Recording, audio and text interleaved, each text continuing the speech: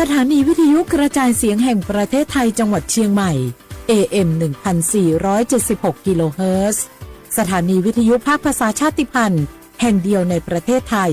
ที่มีความทันสมัยเชื่อถือได้สร้างอัตลักษณ์กลุ่มชาติพันธุ์สู่สากล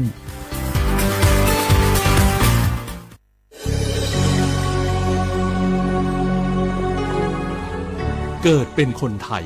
เติบโตบนผืนแผ่นดินไทยจงภูมิใจในความเป็นไทยชาติไทยเรานั้นนับเป็นชาติที่มีความเป็นมาเก่าแก่ยาวนานเรามีภาษาวัฒนธรรมและมีสิ่งต่างๆที่เป็นเอกลักษณ์ให้เราได้ภาคภูมิใจในความเป็นคนไทยเราควรเห็นคุณค่าและมีความรักชาติหวงแหนแผ่นดินอันเป็นมรดกของบรรพชน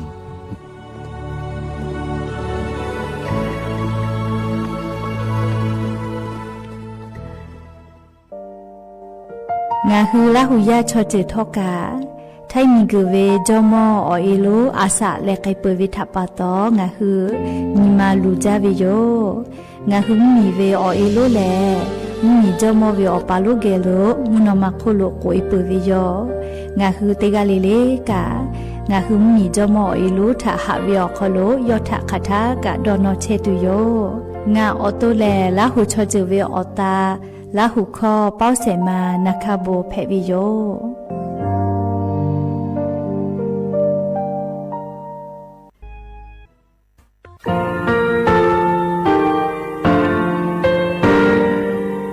งาคือมีติปิเพกาวิเชลงาคือติยาติชูเลติเลเพกาวิมาเฮยาค่างาคือชอยาออตุคโลกาติเชวิออโครคาติผาคาชูโยอาชุโยวิโยกาคาเดติเลอติเกกาพุติลาวิทัปปะตองาคือชอยาอาสติกาวิโยงาคือออตุคโลออกโคคากาติเชเวเวอีเวมาโกติยาลิเลทอกาอายิเวคาชเวเพวิโยอลักวงาคือออตุคโลออกโคคากาติยายามาเตียลาวิโลโกงาคือชอยาทอกาอาสติมากาวิคาชูงาคือมีติปิเพกาวิเจเลงาคือติมูติสุติเพลเลอติยาลิเลอาชุโยเวอวูปุตาเวกันติภาคาเสติเกคาเดกากาติเชวิทัปปะตองาคือมีติปิจกิเพลากาวิโยเชเลงาคือเทจมโคคางาคือมียาถาตอคปิลาตาเวปุลาเวติจเสนีเสหปามัชหปานิงาติจออกขอบทามัววิทยาลัยวิชาการศึกษาประสานมิตรโกเวออคโลจากเกรธาเทจมคุโฮกางาคือมียาถาปิยาลาตาวิตคติพายโย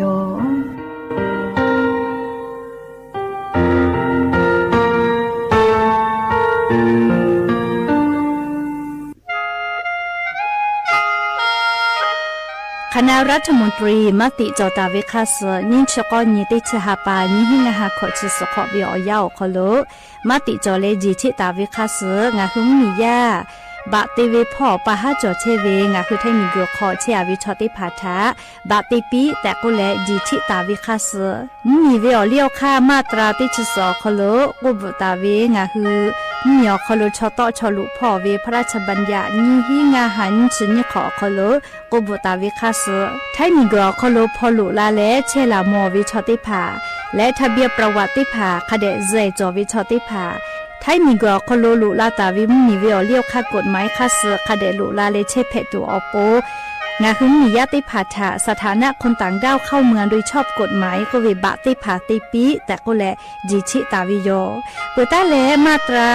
สืทวิอคโลกกบุตาเวพระราชบัญญัติสัญชาตินิหิงาหาหิขออคโลกกบุตาวิแลงาคือไทยมีกคโลปอวิชอไม่กะอปออิติภาไทยมีกคโลเชมอและทะเบียนประวัติอคโลบามาโจเฮเวกายาติภาแลสัญชาติไทยติภาลอเพวิเจกุทีออติอคโลโลโกสำนักบริหารการทะเบียนกรมการปกครองออติอคโลกาจาจาดาเลกาจาลอยวิเจออกาญูเวตันจาวติภาแลนี่คือทะเบียนประวัติคาสอเพซานาอคโลอาจุยากาติเวอญอยาอคโลจาลอยเพวิเจนิชกอนิติชหปานิหิงาหาขอชกอขออุโสจิแมเจกาลิงาคือไทยมีกอคโลมาติคอรมอนิชกอนีติ ติชาปานี่หิงาหาขอจะสขออคอโลจีชิตาเวคาเสงาหุมมียาบะติพามาจอเฮเวไม่เลกะบะมาจอกะไทนี่ก็คอโลใจเชเพตุเวบะติพาติปีแต่โกเลจีชิตาเวคาเสติปอกอยู่เวลาเลนอลาวิโยแม่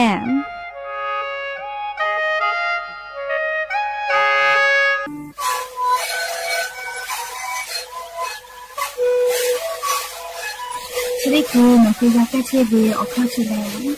然后烤到个奥地利的外景呢。那吧，这些我还是只烤出来的。零我搞破，我家在这边那里，回来在去那里。人特别我家ที่哪里开发的，เขา哪里下开的。然后烤搞出来，然后烤搞出什么？那他都没得做。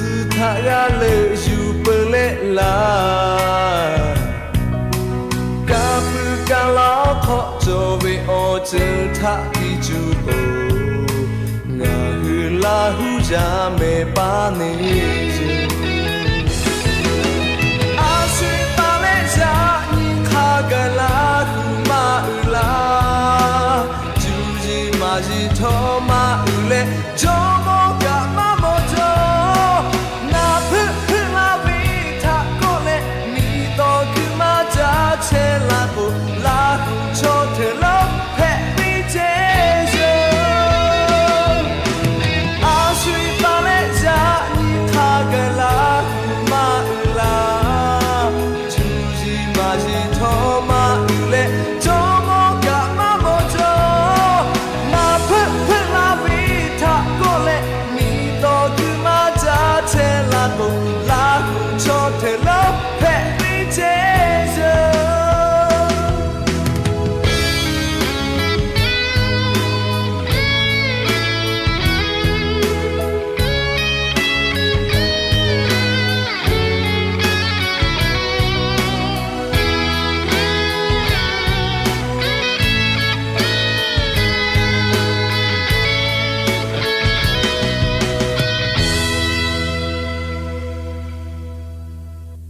อบดัจวิโยอย่าเพิ่งหาติปทกาดัจวิโอยาชอคโลงาคือติปกกะมีลาแล้วชะเป้าปลุเชตาวิโอวิโอนี่ลาหุยาติภาเกลติแกไรกาอบดัจคโลอคอกะกอกะดักเชวิทปะตออลอปเลติกาลิลิทะตาอุยอยาวิโอคโลละเซจาเลอไรกาอบดัจก็วิโอคโลหะอยู่ลาวิโยแม่หะวิโอวิโอเนี่ยละหุยาเขาพ่อชื่อพ่อลุเชตาวิขะคิเพเชเลติกาลิลิทกาจาแม่ดอแม่ซุแม่กาแม่ชุดเจวิโอยากานี่คือไทมิงกอคโลแลมุกะวิโอยามาปุหิวิทัปโตมุกะเสมาคัสปโตลาตาวิอานาอากอติพัทา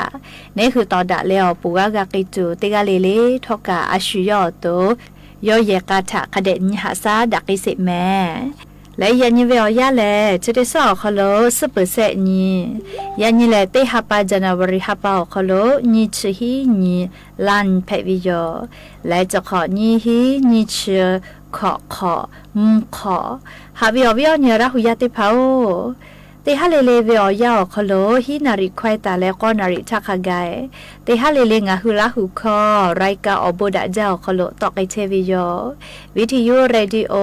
AM ติฮิโอฮาสจิคกิโลเฮิร์ตเตไลพองาหุลาหุคอไรกาอบดะเจ้าคโลตอกไอเทวิโยปุตตะเลกันยิพอติพอ Facebook Fanpage สวทเชียงใหม่ AM 1476พ่อกะไลฟ์สดติดต่อไกเชียวอวิโอเนี่ยรักหุยาติผาลุลาเลกากากามอปืวิทยาธาติกาติไลฟ์ติกาติแชร์ติกาติคอมเมนต์กดไลค์กดแชร์ติเลนี่คือรักหุชอจิตาโอกาปิดักไอแผวิยอมและอย่าเพิ่งหาวิโอยาคโลทอกะยูเวลาตาวิมีพ่อวิซาตาอลอติผ่าไล่รอยูเวลาตาวิโยอคือปุตาเลอเลมือทักขะไกเตเกเชเลนี่คือราหุชอเจตาโอกาปิดักไอแพวิโยแม่แต่ก็อลอปุติลอลิงะคือเตเกยูเวลาและกะดะเจดักไอตุเวแลงะคือมีอคโลแพกไอเชวิโอเจ้ายามุชามุยิมุกะมุหอพ่อจาดาวิซาตาจีจอปากกรมอุตุนิยมวิทยาพ่อยุคือฉันแต่นี่แหละอลอซาตาปิกาลาตาวิแลนี่คือไทมิงกอคโลทอเลจะได้เสวยอยาแหละฮาปาปืลาพ่อลอโกมุกาวิออซาเลเคลาตุโยเจมุกาวิออซาเคลาลาโกเลวิออซากอลุลาวิโยแม่ยกว่าซาตาพ่อนิเวตยาธางาคือแท้เมียวนาติตอเลภาคอีสานพ่อตกกะหิลอแมววิอเนี่ยละหุยาติเผาแท้เมียวนาติตอพ่อแลลียาสนาวิอยาคอมลอนะเกอติคอโกลอโคพ่อกะกูจะหิลอแม่กะจาวิทัปตอมุสตินะวิอยาจือกะกาจาและเล่ติกะกะลอกจือกะวิกะอังคอคลิพื้นแหล่เพเชหิจิแม่กะกูจาวิทัปตอนะยะลาวิมกะวิอซาหัวภูมิติผาแตกะตาวิตาเลติชิญองศาอคโลแตกะตาวิเจยะก็มือขอพ่อลิยาซอนางะคือแท้เมียวนะติตอพ่อติชแซตาเลติชิหิองศาเจลิชอมือขอพ่อวิแม่และภาคอีสานพ่อกะคาชิโยลอแม่ลิกะเฮลิภาคอีสานพ่อกะยาคาชวาเกกะจาเวนี่คือแท้เมียวนาติตอลอแม่ลิยานิเวอยาเคโกไทมิงกอฮอติตอพ่อมุยีจิใจจอลอเลเวอซากอตะเราเจไทมิงกอฮอติตอพ่อกะยาก็จะได้สอคอลแพกไกตุเวจะกอญานิสาลีจีจอปากกรมอุตุนิยมวิทยาพ่อกะชื่อจาก็เลมังกะลาสิวิวุสพ่อสุนิเวอยากะยูฮคาเดชนิแต่นี่แล้วงะหุมมียะทะปีลาเวนะเลซาตาติภายกนิเวตยาทาเลฮาปัสนิญคาไกเลยันตาเลฮาปัสนิญคาไกงะคือแท้เมียวนาติตอพ่อโลแลเลวิอซาจะกอตะลาวิเจเลภาคอีสานพ่อกันนะใครแต่แล้วนิเวตยาทาไทมิงกอฮอติตอพ่อลาชื่ออดามาแลเอาไทยพ่อกะอีกากือบากะอาจจะตะลาวิเจเลมหออีกากือบาเฮวินะเลนิเวตยาธาเลไทยเมียวนาติตอพ่อมาโกภาคอีสานพ่อไทยมีเกิดติพ่อเลกะมุกะวิอซาติผาย่อยและเลมุกะวิอซาติผาเคลาเลนะเลวิอซาติผาลุลาไกตุโยเจเลจกาจีจอปากกรมอุตุนิยมวิทยาพ่อยกคือฉันแต่นี่แหละปีลาไกตาวิซาตาติผาเพวิโยก็จ้าเละเลยอะโลยานิกาซาตาติผาไล่รออยู่เวลาตาวิโย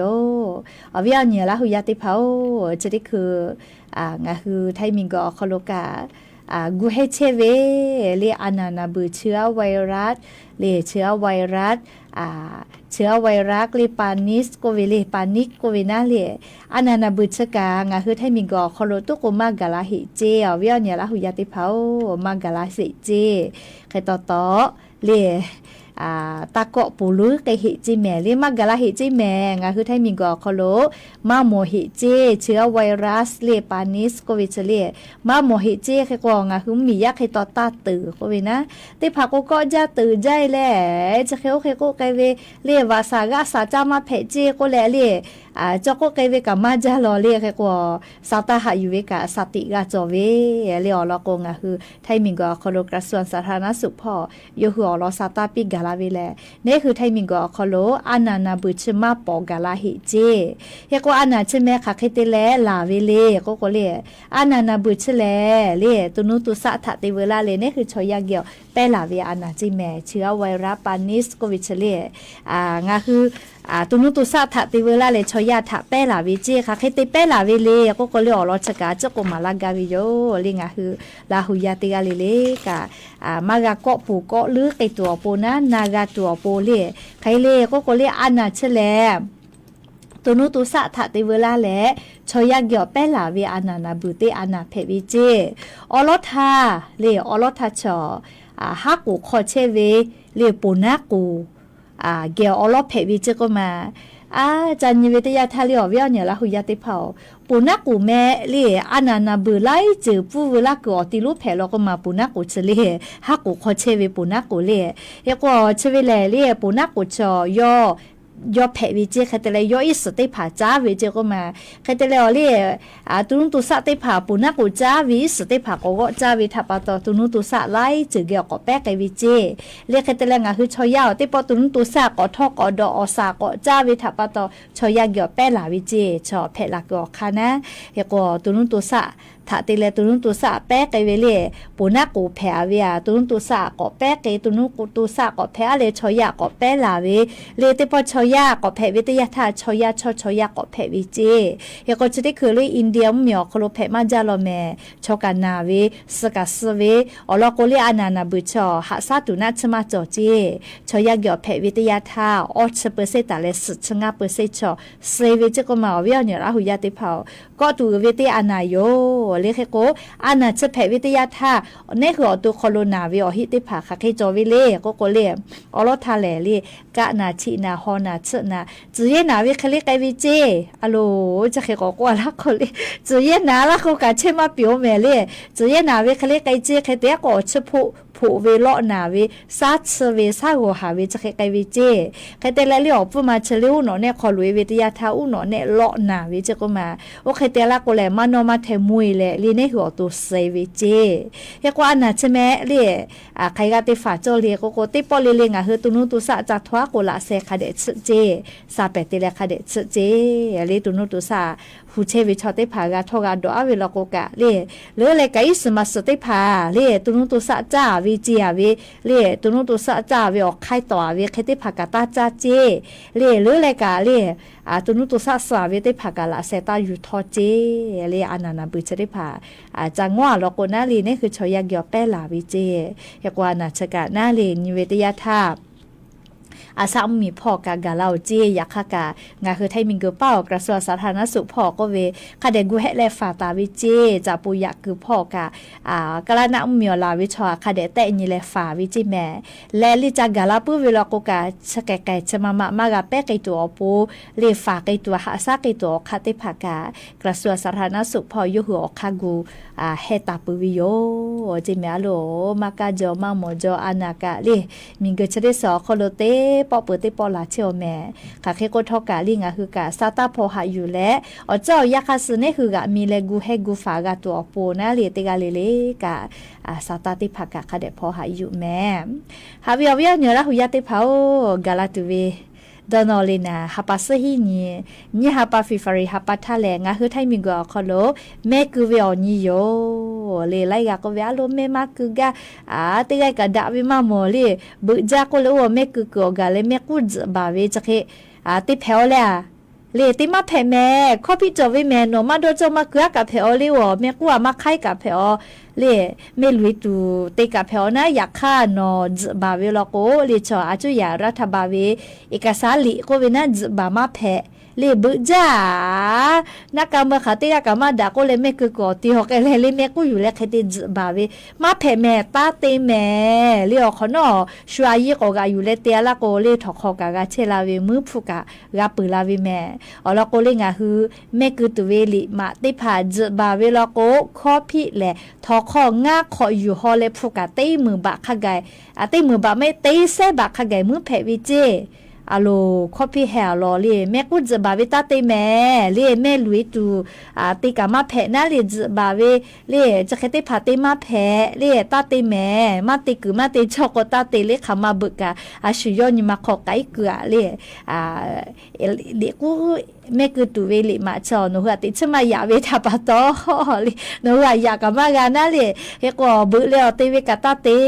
เลยดอซกาซจอปีน่าเลยแม่คือตัวเวแม่กูจะบาเวข้อพี่ให้จาลอถอคอกางาขออยู่ฮอเลยมือเวียฟุกาเตเซขะไกมือตัวขอจอวิเจมาติกือมาติจอกตาเตแม่เลยละหุยาติเผาเลยจะกาอยู่เวลาเลยเนี่ยคือละหุยาติผาถะสติปิลาวิโยลูวิสิวิโอเจติผาเนี่ยคือละหุยาเกียวมากาลาจกาวิทาปะตอนี่คือละหุยาถะสติปิลาเชวิติจึกแพวิโยแม่จ้าเลยกะเลยโหสาเตก็สางะคือไทยมิโกกะดอมาโตเจก็มาวิอเนี่ยละหุยาติเผาอะถุมาดอโตเลก็ย้ายปอลาเวกาที่อีไกยอไกแลชอมชอแกติผากะที่มาลาวิเจเตก็เลยงะคือไทยมิโกคอโลกาชอเรียจาลาสียกไอเชเวจิแม่หาเวียวเนี่ยละหุยาติเผาย้ายปอลาอีและชอมกะทิมาแกลาวิทาปะตอจะได้คืองาคือไทยมิงกอคอโลชอมมาวิมมีออกคอโลลุยเปิดเจสังคมสูงวัยเรียออกคอโลคาเบียลุยเปิดเจแม่เรียงาคือไทยมิงกอคอโลกะแล้วก็ย้ายปอลาวิเตญาเกติญีเลเตหาปาเกเตหาปาเตขออาเกเตขอกะที่ยกไกวิเจก็มาแล้วก็จะได้คือเรียงาคือไทยมิงกอคอโลกรมการปกครองพ่อจาราสีวะคืออติอคอโลนะอยู่คือไทยมิงกอคอโลชอจาราสีวะกาตาวิคาเปียสุชื่อลาสุชื่อลาพระเจดีวะกาวิเจย่อใหญ่เวลิปุระทักวสุชงาลาสุชขอลาจอเวอยากให้ชุดที่คือสุชลากะพระเจดีลัววิเจงะคือไทยมิงกอคอโลเชตาวิมมียาชอจาราสีติพาย่ออยากลาเมารอแม่เลียเตเตโกปุระทะเลงะคือเยกาตาวิอคอโลเยกาเวก็มาเตเยกาเวอาลาคิขอกะคิจอเวเลเยกาตาวิอคอโลนะเยกากว่าละกว่าปอยอยันเสกะจอเวเลเยกว่าเตเยกาเวอาลาคิขอกะคิจอวิเจปุระทาลกนะอยากให้จะได้เขยเนื้อเกยเจจอเลี้ยวกันเลี้ยวไปเฉลี่ยก็เป็นนั่นเลยเนื้อเกยที่เราเจที่อยากกาเวกะก็กาเวพ่อมีมาเจคือดาเวจอมาเลยชอมออับว่าปีนี้ไงเชียวิจอมาเลยแค่ก็อยากกาจอก็ยัดที่ไงจอเวมาเวนะเลยจะแค่ที่ผ่านเจที่รู้เราเจเลยอยากกาเวปุระทาก็อะไรที่เปอร์เซ็นต์ก็ขอกาเวนั่นเลยอยากให้จะได้คือย่อยาลาเลยเนื้อเกยที่รู้เราเจก็มาโอ้เลยอเจจะได้พากันยิเวทยาธาดอหาดอคิตูจอวิแม่เลียงาคือไทยมิงก็คอโดชอกาที่ยกไอเชวิทารามอวิโยปุระทาลก็เรียสงาลากะเคจอวิก็มาจะได้แควเรียจะได้คือวิอยาเรียสุดสลับพระเจติลูจริงอ่ะคือไทยมิงก็คอโดชอจาราเสียคอโดก็ยิเวอคอโดกะจะเคเจติโมจิแม่เรียจะแลดอหาดอคิตูโยเลียงาคือไทยมิงก็คอโดชอกาที่อีกยกไอเชวิทางาคือกามอวิแม่เรียวิอนี่ลาหุยาติกาเลกะยาปอปึ๊กกะคเดปอพุปีเลยอยากข้าปอเวเจกะมาแผ่แม่ฮูกาเวกะเจกะก่อนนี้เฮเวเลยยาปอปึ๊จาก็เลยวอปอพุแลฮูมากะหาซามากะจุยปีมากะกกะเลยชอไฮปากอแผ่กกะเลยงาหึมเมียวคอโลสุสะตุเวอเจติผากอแผ่ไกเวก็มาจะลาปะตอเลยยาปอปึ๊กะปอเวติตาเตเลยหาซากะจาตอกะจุยปีกะเวลาเลยเจติผาเนหือปออีเวอกะกะกันนี้เวเลยฟุกุปี กากับเพื่อนนี่เห็นนะเลฟุกุปิจะมาผัวเราโทรศัพท์ขอธนาคารคนละฟุขันอยู่บาจอบจะละกันถ้าแม่ได้ผ่ากับเพื่อนนี่เสียไปแม่เลยไม่เราก็ยาวกว่าปอพูเราก็อันที่คือหูมากกว่าเลยยามามากนี่มากกว่าชอหายแผลแล้วก็เลยชอลูเวชัวสุสะตูก็แพ้วินะเรียกแค่ก็ยันเสเลชะกานัวโดยสเก็ตพอจะก็มายันเน่ติมูโลเจตานอยู่โดยสเก็ตแพ้วิจิแม่เรียอเตลนะแพ้กับแพ้เลยมือวิเจยันเน่ชะติโมเรียชูมอทอเตหัวเวียมขอแดโอวิกับบูเวก็มาอยู่หูมาจูแลหมอทอแกแล้วก็เต้าไปตุนาเลยยมขอแดกก็ปาเวลนาปอกะป่วยละอยู่เลยกายากอจิกายากอเชอวิชอลก็ยาเนชะได้หมู่ใครเตวิโลจิกุมาใครเตแลตานอยู่ด้วยสเก็ตพ่อกับยาเนชะได้หมู่อยู่วิจิมือกับมือเลยถอกคอกับเพกวิจิแม่อลก็ชุมมียาสุสะตุเตวินะเลยเฮคนหูเนี่ยคือยาปะยาเมียกับสติคาเดปีแม่อปอยติผายาปอพัวแลเลี่ยมอทอวือปิกาเวน่าเลี่ยวปอยติผายาคาเดมาคาเดแม่เลี่ยวแล้วก็ยาเลอาสะติชีขอมาบีก็ปอยกาเลี่ยตานอยู่สนาวกะเกวิแม่เรียกกว่าชิติคือแลเลี่ยตานอยู่ติผาทอกะยี่ติตุโยเจมือกับมือแลเลี่ยทอกกะเพกือตุโยเจเลี่ยมอทอกำคอแดนะปาเลี่ยวคบวุตุติผาปาคือเวแล้วก็เลี่ยยี่ติตุโยเจใครเตแล้วเรียเตยาเรียวเวียนละหุยาติเผาเรียดหัดตุจอจาเวงาหุมมีเวียวเรียวค่าข้อพิกายะวิแม่นี่คือมอทอกาติผาเรียชุเตียเวียวหรือก็ติแถลก็กะข้อพิจอวิแม่เวียวติเผาเรียกก็สติกาติวิแม่เรียชุเตียเวียวหรือติแถกะข้อพิจอวิแม่เรียกก็งาคือมีเวียวเรียวค่ากฎหมายถักกะหาซาวิแม่แต่ก็แลลิเตกาลิถาลิเพเชเวียวรอซาตาชริผักกะอยู่เวลาแล้วเลยอวิญญาณละหุยติพัทธสติปิลาวิโยยาปายามีหมอทอกาวปิกาโกกะนาลีในหัวปอเอกายาปายามิทะเลยสติกาปิกาเวแต่ก็แลเลยรอชติพักกะอยู่เวลาแล้วสติปิลาวิโยและอย่าเพิ่งหาติปอชิดากระดาษตัวเวอลอสตาติผาจะใครไม่จะได้โยแม่โลลาเลอกัพอนาเลอกาปิลาเชเวงะคือราหุยาติกาเลเลกาอบูจาแม่ติกาเลเลแม่กาแม่ฮาเลดอสาปิแม่เส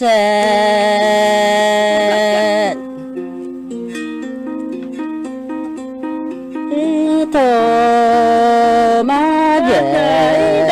มาลาเบแม่เจเนกเนเตมาเชเวมาเยแม่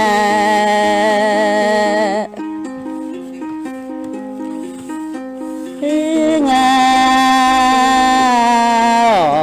จอยเลยตาดอลู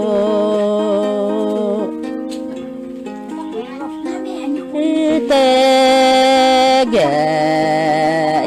กามาโอดอดาเลดอจอ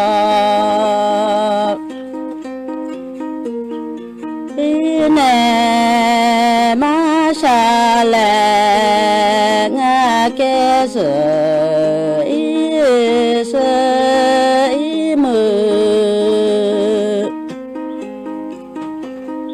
มาเวเดงาเนอชอยเลโอ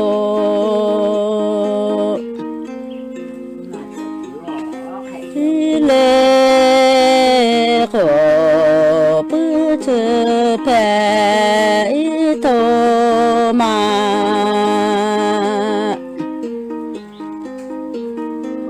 เดมาดาตาโก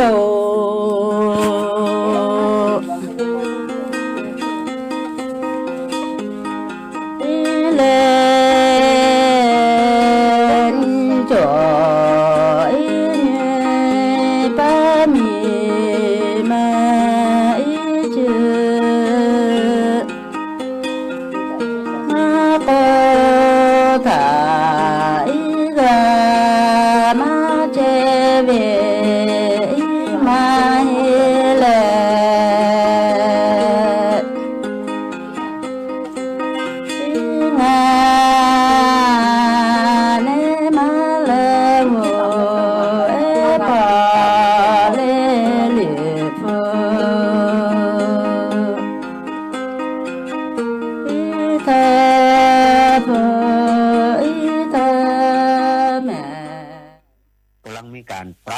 มีการขุดมีการถมมีการบดถนนนะครับฉะนั้นแล้วก็ผู้ที่ใช้รถใช้ถนนประเทศเสนอข่าวต้นชั่วโมงรู้เร็วรู้จริงเกาะติดทุกสถานการณ์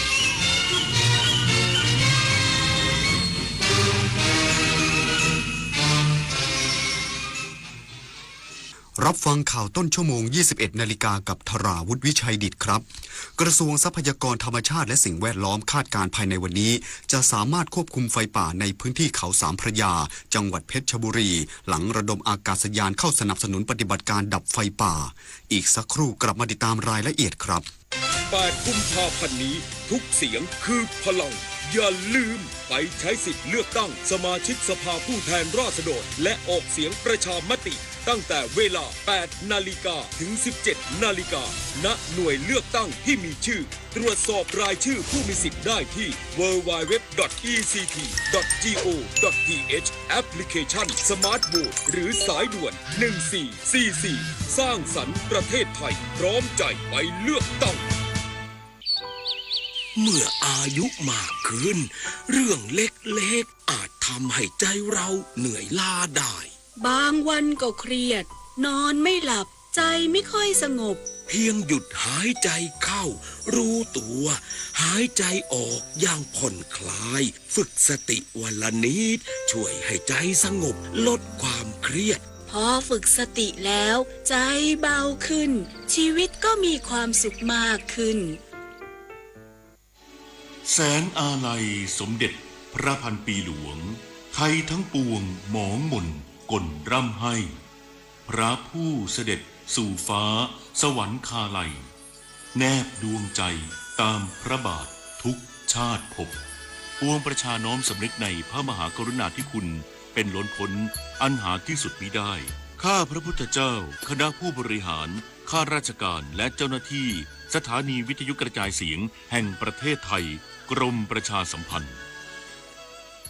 เลือกตั้งทั้งทีต้องไม่ให้พลาด3 สี3 บัตรเข้าใจให้ครบก่อนเข้าคูหาสีเขียวเอาไว้เลือกตั้งสสแบบแบ่งเขตสีชมพูเอาไว้เลือกพรรคเลือกนโยบายที่คุณชอบและสีเหลืองเอาไว้ออกเสียงประชามติ1 เสียงของคุณมีความหมายต่อประเทศจำสีให้ได้ใช้สิทธิ์ให้ครบ8 กุมภาพันธ์นี้ออกไปใช้สิทธิ์พร้อมกันอนาคตไทยเริ่มจากการเลือกของคุณ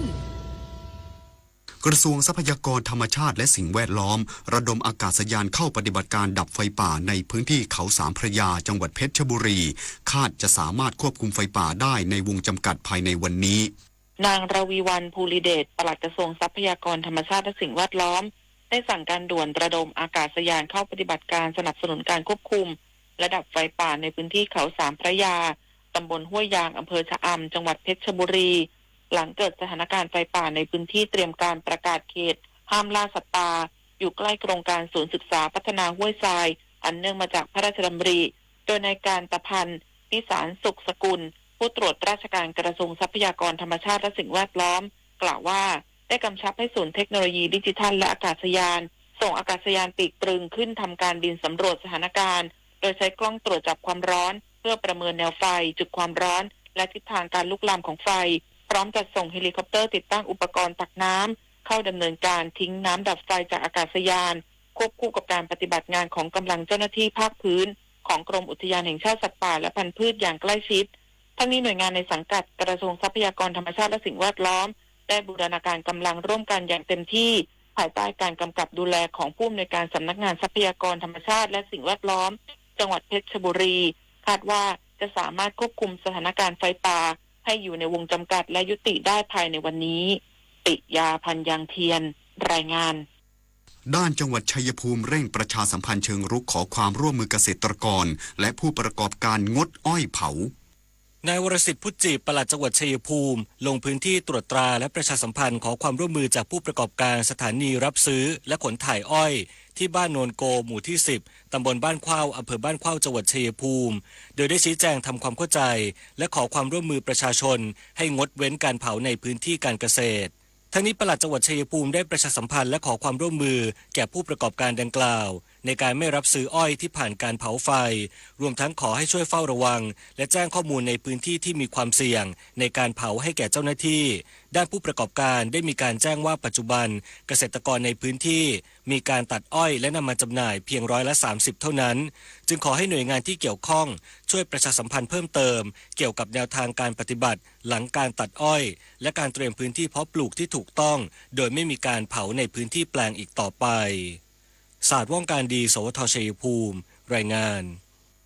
รัฐมนตรีว่าการกระทรวงแรงงานเร่งรัดสำนักงานประกันสังคมเบิกจ่ายเงินว่างงานพร้อมตั้งศูนย์ประสานงานแก้ปัญหาล่าสุดอนุมัติจ่ายเงินแล้วกว่า 50,000 รายนางสาวตรีนุชเทียนทองรัฐมนตรีว่าการกระทรวงแรงงานตรวจเยี่ยมสำนักงานประกันสังคมพร้อมประชุมทางไกลกับสำนักงานประกันสังคมทั่วประเทศเพื่อติดตามและเร่งรัดการแก้ไขปัญหาการจ่ายเงินสิทธิประโยชน์กรณีว่างงานหลังระบบแอปพลิเคชัน SSO Plus ปิดปรับปรุงตั้งแต่วันที่21 มกราคมที่ผ่านมาส่งผลกระทบต่อผู้ประกันตนจำนวนมากล่าสุดได้รับรายงานว่ามีการอนุมัติจ่ายเงินทดแทนกรณีว่างงานแล้วกว่า 50,000 รายและได้กำชับให้สำนักงานประกันสังคมเร่งเคลียร์ข้อมูลที่ค้างอยู่ในระบบให้ได้มากที่สุดเพื่อลดผลกระทบต่อผู้ประกันตนพร้อมสั่งปรับศูนย์ปฏิบัติการระบบ SSO Call เป็นศูนย์ปฏิบัติงานและแก้ไขปัญหาสิทธิประโยชน์กรณีว่างงานเพื่อเร่งรัดและติดตามการดำเนินงานเชิงรุกโดยให้ใช้กระบวนการแบบแมนนวลควบคู่หากระบบ IT ยังไม่เสถียรและให้แจ้งข้อมูลการจ่ายเงินแก่ผู้ประกันตนผ่าน SMS และระบบ e-self service พร้อมย้ำว่าจะมีการปฏิรูปสำนักงานประกันสังคมแบบ360 องศาเพื่อเพิ่มความคล่องตัวลดข้อจำกัดด้านกฎหมายและยกระดับมาตรฐานการบริหารจัดการให้เทียบเท่ากับสถาบันการเงินขนาดใหญ่หรือกองทุนกบข.ซึ่งจะมีการตั้งคณะทำงานศึกษาโครงสร้างการปฏิรูปสำนักงานประกันสังคมภายใน60 วันนิตยาคุณสิมรายงานจบข่าวธราวุฒิวิชัยดิษฐ์อ่านรับฟังข่าวครั้งต่อไปเวลา 22 นาฬิกาครับติดตามข่าวที่นำเสนอไปแล้วได้ที่ www.thainews.prd.go.th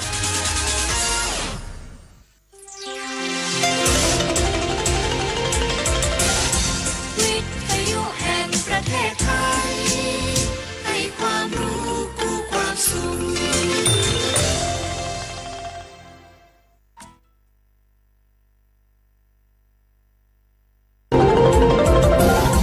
วิทยุแห่งประเทศไทย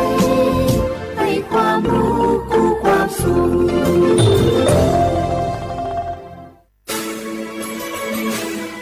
สถานีวิทยุกระจายเสียงแห่งประเทศไทยจังหวัดเชียงใหม่ AM 1476 กิโลเฮิรตซ์สถานีวิทยุภาคภาษาชาติพันธุ์แห่งเดียวในประเทศไทย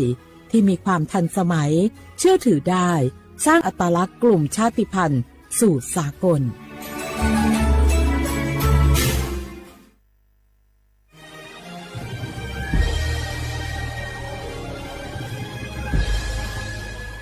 เกิดเป็นคนไทยเติบโตบนผืนแผ่นดินไทยจงภูมิใจในความเป็นไทย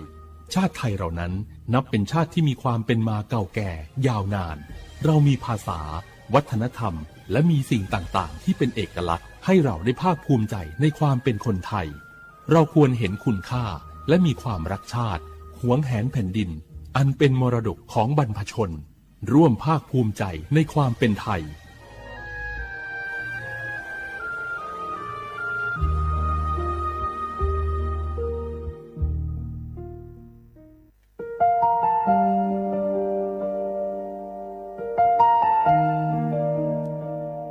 ขอน้อมเกล้าถวายอาลัยสมเด็จพระพันปีหลวงพระแม่แห่งแผ่นดินผู้ทรงเมตตาเหนือเกล้า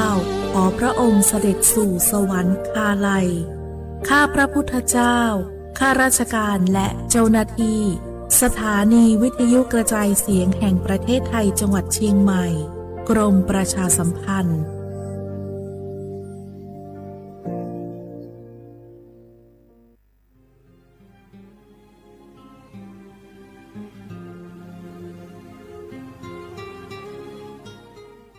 This is a moment of profound grief for the Kingdom of Thailand. We, the collective voices of Radio Thailand Chiang Mai, joined the Thai nation in mourning the passing of our beloved Queen Martha, Her Majesty Queen Sirikit. Her life was a testament to the unwavering service, grace, and deep love for the Thai people. Our humble condolences and thoughts are with His Majesty the King, the royal family, and all the Thai people during this deeply sorrowful time. We will remember her forever.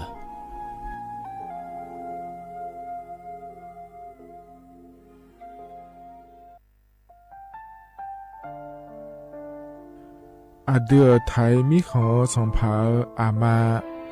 สมเด็จพระนางเจ้าสิริกิติ์พระบรมราชินีนาถพระบรมราชชนนีพันปีหลวงควยตาโอดาเลียกาชายันดาชอเนมาอายออามามิขอเปียวเนไทยมิขอกะดูอาคาชอเจอกะดูเงเกเนลาหมายแอจิเชนีถามิเนนือมาละเควมาเงเลเชญา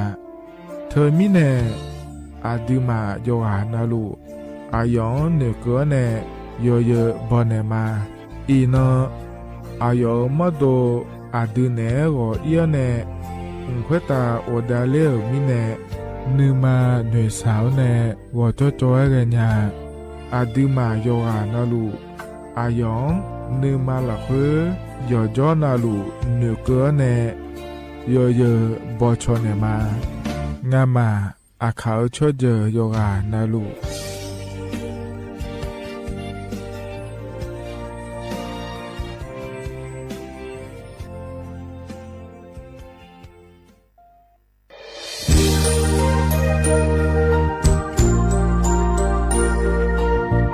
ไอเยี่ยวที่ขอหลวงกัวเนทีมเชียงใหม่และขั้วเธออุหฮาเลกะกอบัชมีจากะกอ PM 2.5 กะกอฮอลดามาเดไอเยี่นี้มีจาโดโมนะทกศูนย์อำนวยการและแก้ไขปัญหาไฟป่าหมอกควันและฝุ่นละอองจังหวัดเชียงใหม่ละเพื่อนากาซาโบจำยองงาซุ้มตีงีเย่จำยอเยียงจางเลยยังไม่เดเจ้ามาเมื่อฮอปาย้อนยุ่มดาวจางอาเดเย่เนียวทกปชอยมีจาอุหาและฮอนในเพียง 2.5 กะกอฮอลูดาอากกะมาคาทกแอปพลิเคชันไฟดีและขั้วปาเนออนุมายานะมีจามาบิเคเจเดอันอายามกะดูนะขอนี้อันตีบาลาติเสียในอันสุมเชติบาลางาซีอะคนนี้พังหายาโกช่วยกันนี้อาส่วนมาคาจะบ่อนายอปายุบ่อยเจเดหนึ่งเหมือนในสำนักงานประชาสัมพันธ์จังหวัดเชียงใหม่และที่ขอโลกุมะมือดาลานยานีทีมเชียงใหม่และขั้วเธอที่ฟอลโล่เกิดดามาเดเธอมีเนที่ยิที่โปกานือกามาพายอาเย็นยืนเจริญเงอันนี้เชื่อว่าบาลาเชสีอาคนนี้พังอายาโกเชสิเงนอถึงกับคณะรัฐมนตรีบอกเจ้าล้วนอาเย็นนี้สัญชาติก็กอสาลัวเดินชาวบ้านเนี่ยก็ดูเดและบจางหาเดยเนียวเดเธอก็ย่อมมาตรา 17 แห่งพระราชบัญญัติคนเข้าเมืองพ.ศ. 2522 และขั้วเธอก็เธอแน่อายุนี้เธอก็ถ่ายมิขอหลักคุยพ่ออ้อเหลียวว่าเมียวนี่จอเล่าเดอเขาแน่รอทะเบียนประวัติและขั้วเธอย่อฉาเยี่ยเดินนะขอเนี่ยเยี่ยเนียวเธอก็อยู่ห่าก็ดูการขอสถานะคนต่างด้าวเข้าเมืองโดยชอบด้วยกฎหมายและขั้วเธอย่อหยาไม่เจเดเยี่ยเนียวเดเขาแน่เยี่ยเนียวมาตรา 7 ทวิแห่งพระราชบัญญัติสัญชาติพ.ศ. 2508อายุนี้เธอก็ถ่ายมิขอหลักคุยได้แล้วแน่อาดามังนะอามาเธอก็ทะเบียนประวัติบุคคลไม่มีสถานะทางทะเบียนและอ้อเธออย่างนี้สัญชาติสัญญาไม่ได้เดยเนียวเดใช่ก็ดูนะขอในกู้เทเมืองหลักคุยย่อนะเธอก็สำนักบริหารการทะเบียนกรมการปกครองและคุกาสัญญาไม่ได้ยมือยอหลักคุยนะเยเนียวเธอก็ในอำเภอโยฮันเนโจดัวรอราชการอายามหลักคุยอันนี้เชื่อว่าบาลาโกสีอาคนนี้พังอายาโกเชื่อว่าขวงเกินีเดยเนียวกะกอตินักวอลุคุมยาวยศาดูเจียงหลังในยานีเมื่อสปสชโยอานาลูกดูโยมือยศาดูละยาวนักวอลุคุมยาวอุตายศาดูเจียงหลังในยานีลัวแม่ซาพิโลเดอฮอผู้เจอเดอกะดูเฮลวยยาแม่ซาพิโอปดัวมาเมื่อเจ็บกิลันยังอาลาและอันตราซาวเนชอเชอไอโอดินยศาดูนีหลังเนอแม่HIV อามังเนจังมาบิญญอยกะดู ยากาบิวข้าแม่สุดเดือเชหอชีโชอุตาลาซาเมสิญญาเจมอนาสปสชติซุมจำยอสปสชเขต1เชียงใหม่นากาจำยองาซุมญีเยงาซุมงปโยดามโอเดนากาตีโกจำยอนึมานากอนาลูเดนากาติซุมญีซุมโยกานาลูกาตุเมเด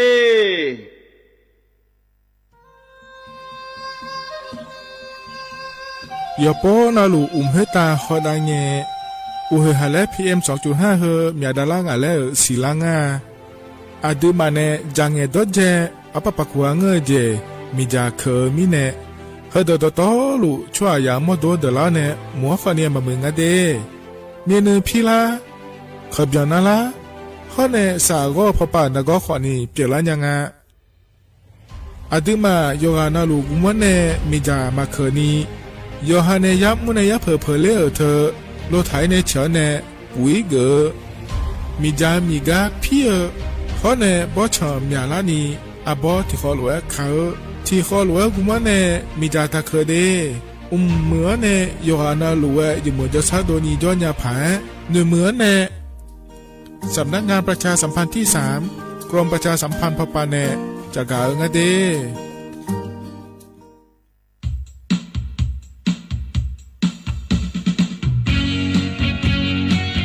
อัลโหลก็กจะกาเอกาจังอาเดเยเนียวเดอเยเนียวอันเยบาลานิสีอคนยิพังอายาโกช่วยงันอเยนิตกาสัญชาติไทยลาเดมันเยนิโยกานาลุโยฮายุมเอโดเนโยฮาชมยาฮจากาการเลือกตั้งในขั้วเธอเดเยเนียวเดโยออแลเยเนียวเฮงเงนนาคนนี้โยฮาบัตรประจำตัวประชาชนแดงหัวเนสกาสุมตายกองอาเดเยเนียวเดอาจารย์เบตานาคนนี้ย้อนยื้อเธอนะคนนี้บัตรเลือกตั้งสสแบบแบ่งเขตเลือกตั้งและงานเดียวโยพื้บัตรเลือกตั้งสสแบบบัญชีรายชื่อคอนเนโยซื้อนะคนนี้บัตรออกเสียงประชามติแก้ไขรัฐธรรมนูญและงานเดียเธอมีเนโยฮานาลูเอโดเนโยฮายิ้มมือดาราเนี่ยก็ดูก็เดยเนียวเด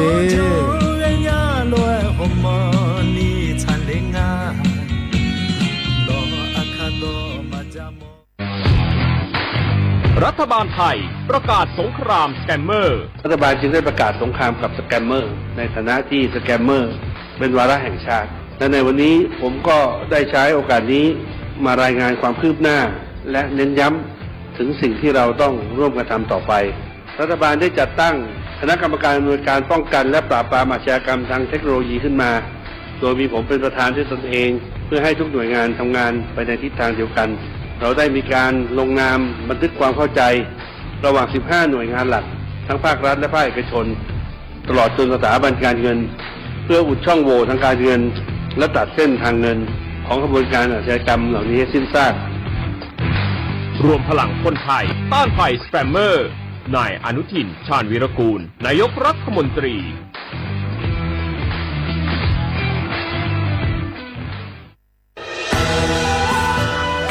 จากศาลากลางจังหวัดน่านหลังเก่าพัฒนาสู่การเป็นศูนย์การเรียนรู้นันทศิษย์ปาคารโดยมูลนิธิรักป่าน่าน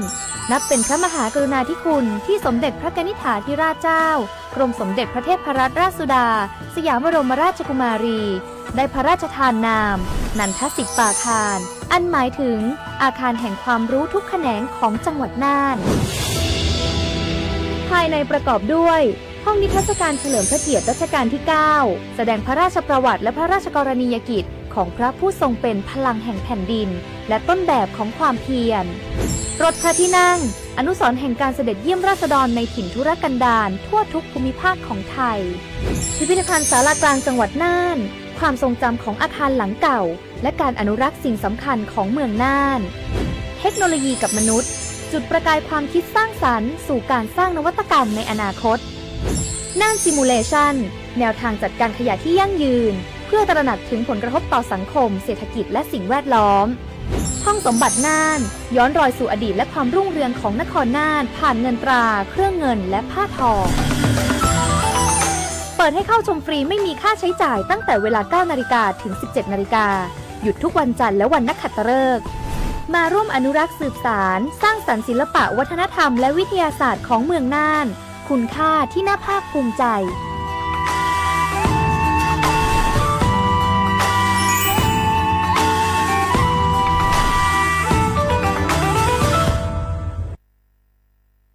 ข้าชอชอชอเมนูเมนู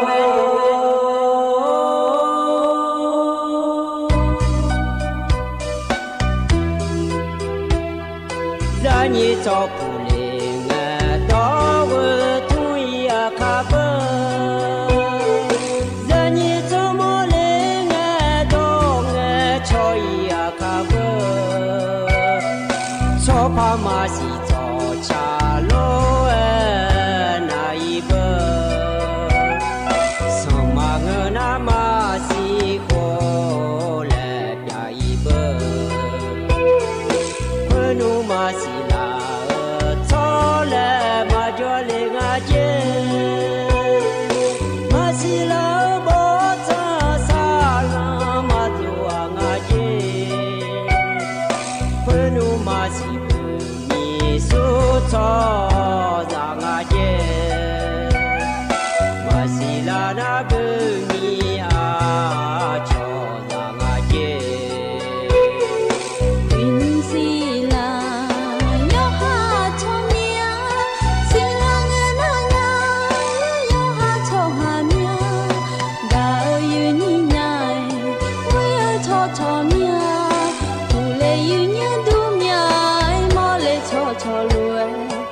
Aduzani,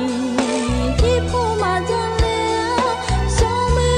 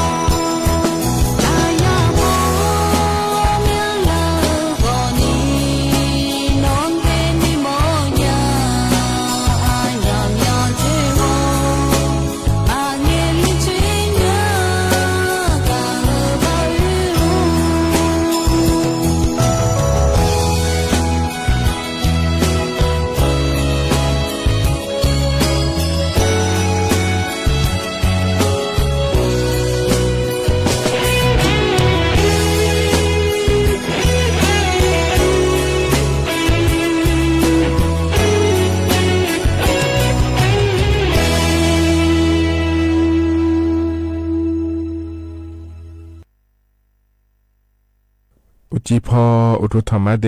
เย่นิมิขังยาโยกานาลุเนเย่เนียวนิมจิกะลอโยมีนาลุทอนจูโลไอนิมิขังยาโยกานาลุเนพยาทอนจูละเมียเดเย่เนียวเดอุจิอปากะดูฮกาไอนี่เนี่ยทอนจูหนาขอเนนาลีอายามนาลีเวลาเน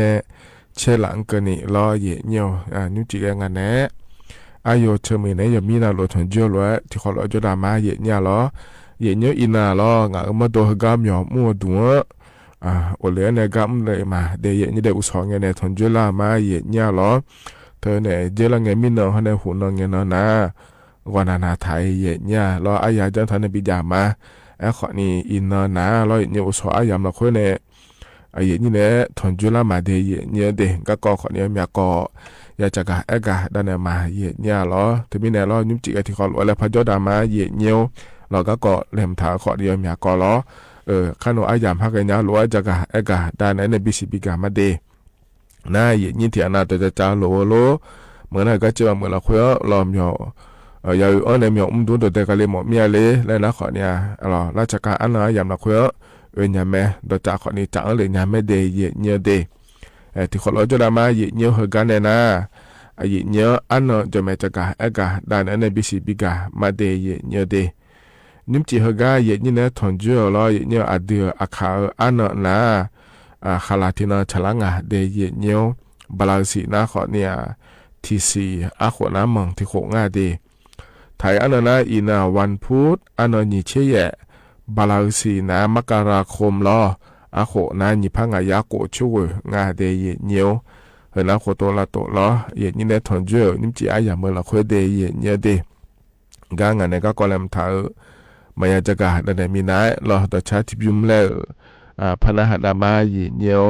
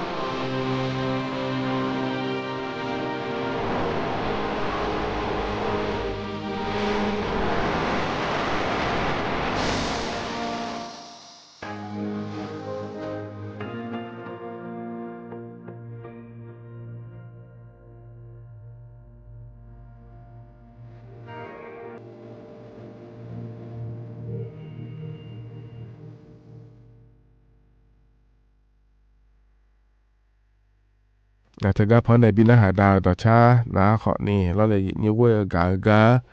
ชักเกิดต่อชาเดียเนี่ยเดอเดียอาคาระบุมีคนโจในชาต่อชางายเนี่ยยีหาโจมีดาแล้วชักเกิดต่อชางาเดียนะหาเบียวด้วยเยี่ยวก็จะนอนพลังเลยนะหาเล่าโยหานารู้อุดุธรรมเดียเนี่ยเดมาข้อปานนะหามาเฟซบุ๊กปานนะหามารอเยี่ยวงานอายุเชื่อมือนะที่ขอรู้จดามาก็จะล่างเนี่ยเรายังมีน้องในหุ่นงาวันหลายยันหนาวล้อวันจันทร์กันนะขอนิสกาเนี่ยพามีขับพูดในที่ตื่นเลยเจอเนี่ยเราเนี่ยบามีขัดตากาล้อบ้าน3 ปีแล้วครูก็จะเลยเกิดเหตุเนี่ยล้องานเหตุนี้เธอโกเชสิเชโคเบียนล่ากาเรากำลังจ้างก็ดูเดแล้วมีแนวเราเนี่ยนะก็เลยก็ขอเนี่ยเหตุเนี่ยมีการเนี่ยอย่าทนจุดเดเราอาบ้าที่ขอเราอย่าทนล้อยกน่ารู้ก็เราหือมาเราอันเนี่ยชอเรากาบินเนี่ยเราอยากดูมาอันละเนี่ยเนี่ยเราเนี่ยนะหาลูกไม่เดแล้วเราที่เขาเราอยากทนจุดเนี่ยอยากการเนี่ยเราเลยนี้ราคาเช่นเนี่ยเราอยู่หานาลูเนี่ยอยากทนจุดเดเนี่ยเดเหตุที่เขารู้จอดามาเนี่ย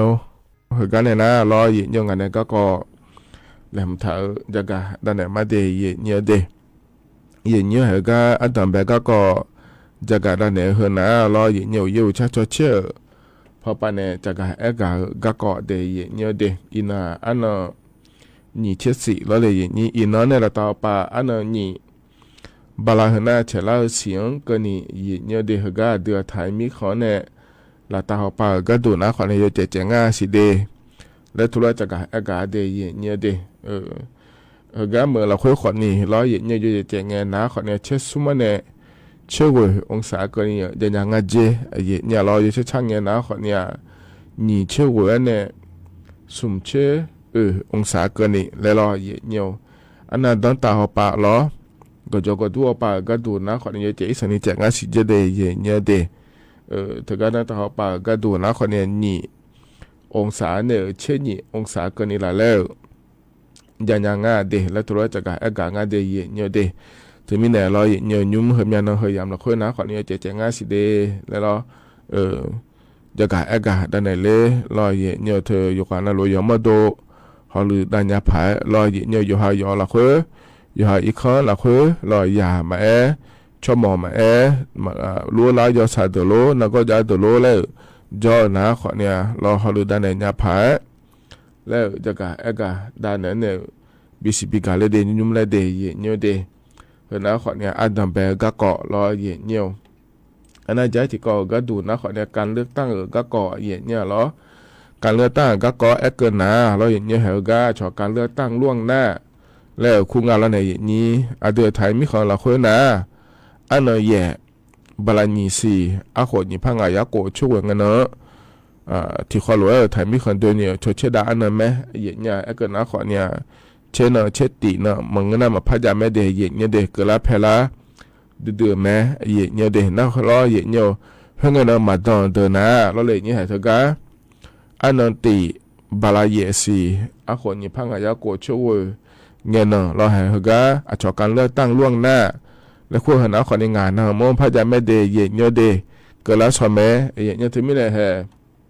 เดี๋ยวนะเราให้งามเราหนูว่าเนี่ยชอบแม่เลยเหรอแล้วเราเลยอย่างนี้นะขอเนี่ยเราเงื่อนแมงเงื่อแล้วเราเนี่ยให้เงินเกิดเจก็กอโลยาขอนี่อยู่หามาดูอันนั้นตีเงินเดือดตาอิมาเดลชมยดอนถ่ายเจอเดนะเราเธอเนี่ยอายุยูตัวเนี่ยเราเลยอย่างนี้อยู่หาเนี่ยชมยดอนถ่ายดวงอินเนี่ยก็อีเราเดอย่างเนี่ยเดให้เงินอันนั้นตีบาลาเยซีเงินนะเราอันนั้นตีบาลานีซีเราอย่างเงินนะ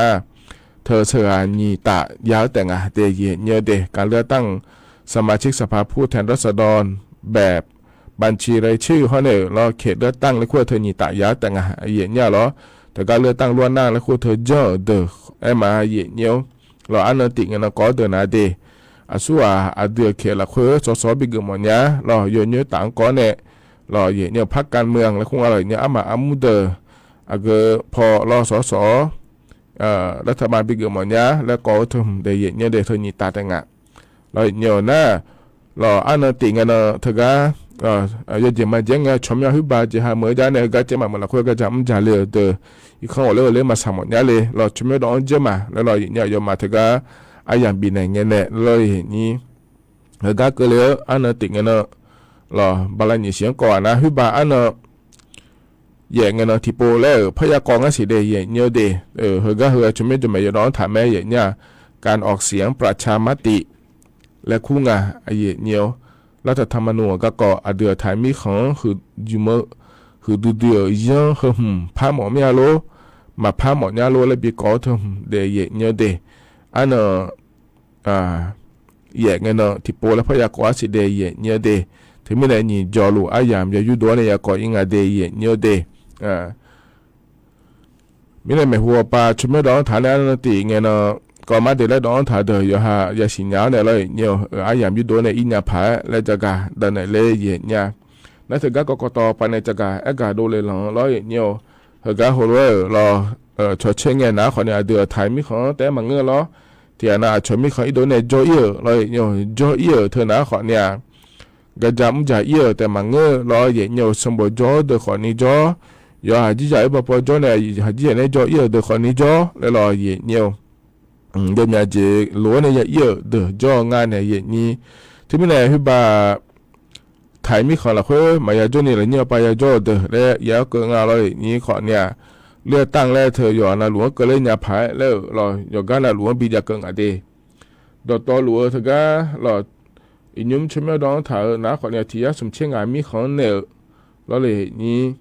เธอเนี่ยช่วยหามาดูชิมแล้วน้องเลยนะขอเนี่ยที่แท้สมมือเวพาเย่ยาตะเชื่องาเจเดเย่เนี่ยเดถึงการเลือกตั้งแต่ชิมแล้วน้องเลยเหรอนักการออกเสียงประชามติและขั้วเธอเหรอดองเหลียวแกเวมืองาพาเวยาตาสิเชงงางาเจเดเยเนียวเด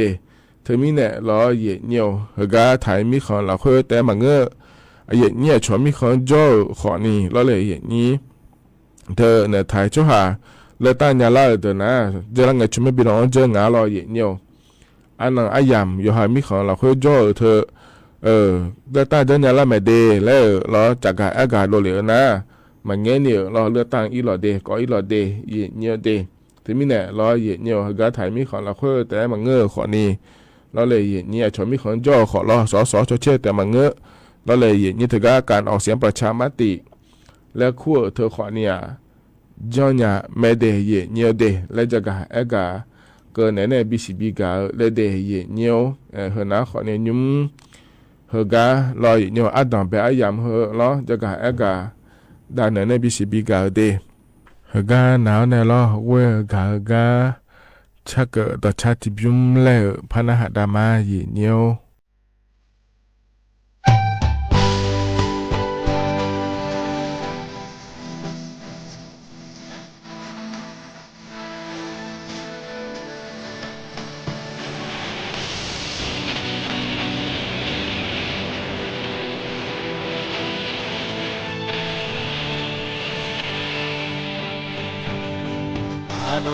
Mania de gama, ayon jini nampaka. Nelo ano mo tagayo, amo ni buat ni joy de. Esada jima, buah mole.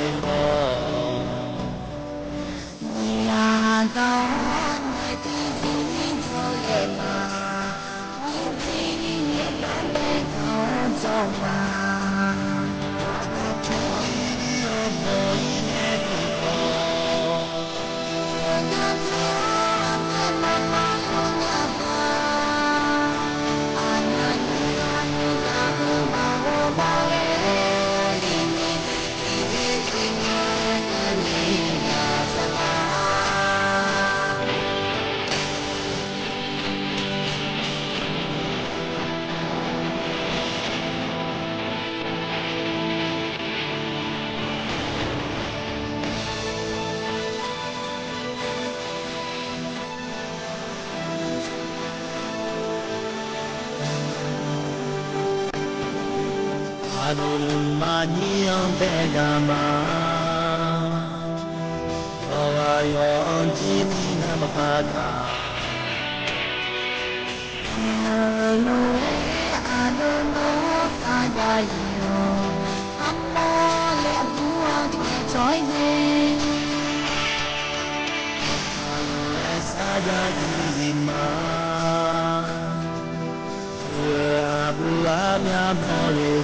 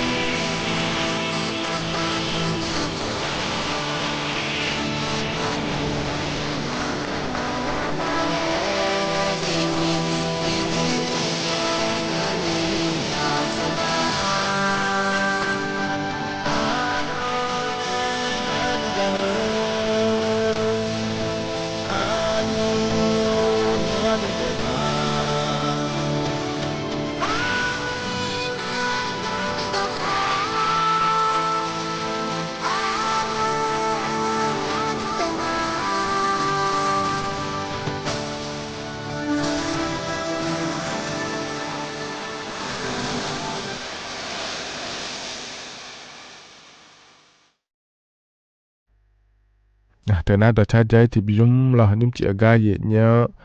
พอเนี่ยบินาหาดาเดยอหานาลูเวอายนาหาเบียวดูเยเนียวก็จะนาปาลังในนาหาลายอหานาลูดูธรรมะเด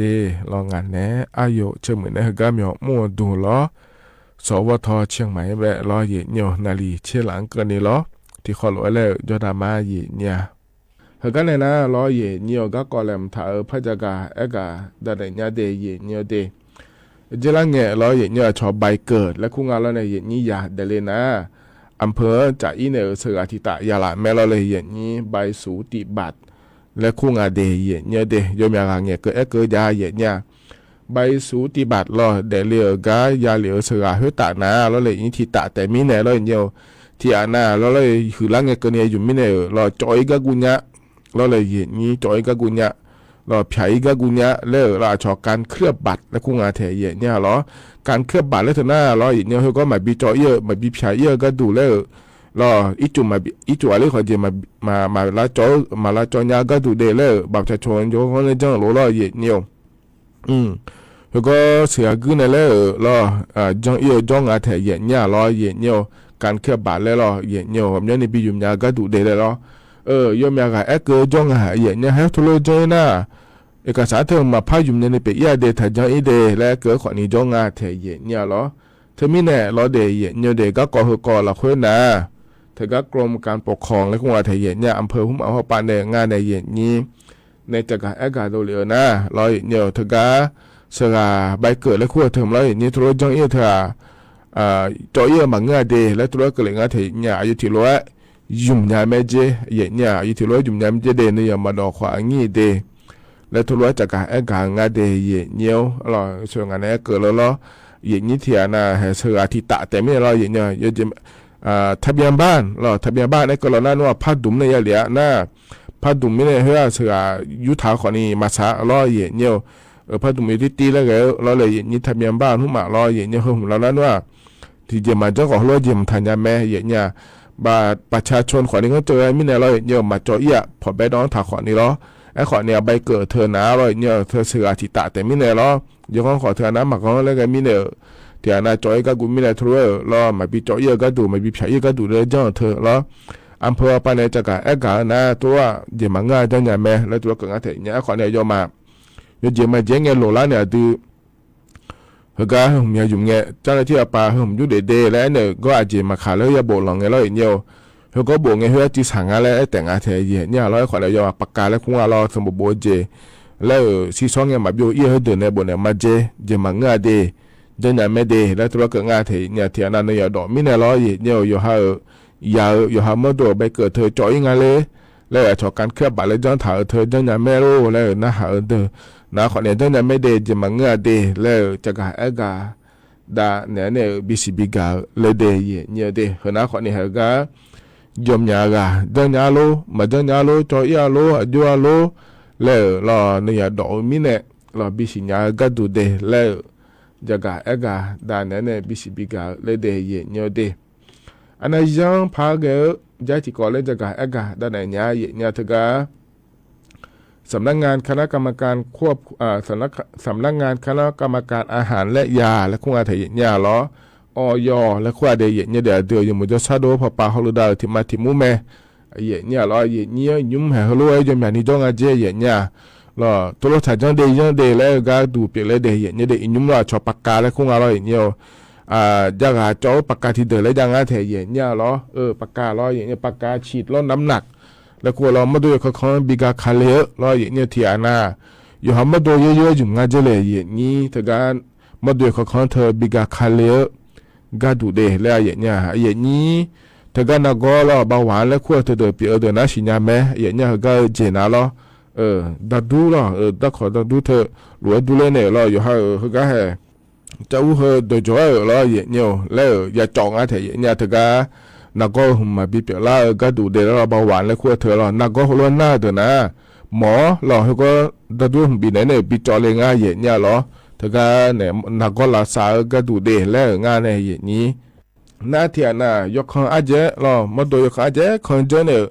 พักเกินยังง่ายเดแล้วเราเนี่ยมาลาสานะเดี๋ยวพักเปลี่ยนแล้วยังง่ายเดแล้วเดี๋ยวนะคนเนี่ยเธอก็เธอคนเนี่ยบีจมูกขอยามแม่เนี่ยไอ้คนเนี่ยหมอเนี่ยรู้ยายุ่มช่างเนี่ยอามีนี่ยุ่มยาก็เจียอยู่แล้วพับบอมีเนี่ยเราเนี่ยเขาก็เดินเดเนี่ยเดี๋ยวหมอจะกับพี่จอยจามแม่เนี่ยไอ้คนเนี่ยหมอเนี่ยรู้ตายุ่มช้าเนี่ยเราบ้าหวานเปลี่ยนโดยคนนี้เงอเราเนี่ยในยุ่มเราเนี่ยเธอยอมยากะมาดูเขาคนนี้เลยแล้วเถียน่ะเช่นกับ7 กิโลแต่คนเนี่ยคนนี้เลยแล้วเราเนี่ยบิกาคาเลหมอเนี่ยเลยแล้วอยู่หาเยอะยุ่มง่ายเจเลยนี่เธอก็เธอเดือดรอเนี่ยมาดูเขาคนนี้บิกาคาเลไม่ได้เดือดจังเรานี่น่าเทียน่ารอเนี่ยเธอเนี่ยอาเจยุ่มยาเจอหรืออาเจยุ่มจีเจอหรือแล้วคนนี้ยังไงเธอหมอเนี่ยหรือจังด่ามังเงอมีเนี่ยเลยเนี่ยลาสายก็ดูมังเงอมีเนี่ยรอเนี่ย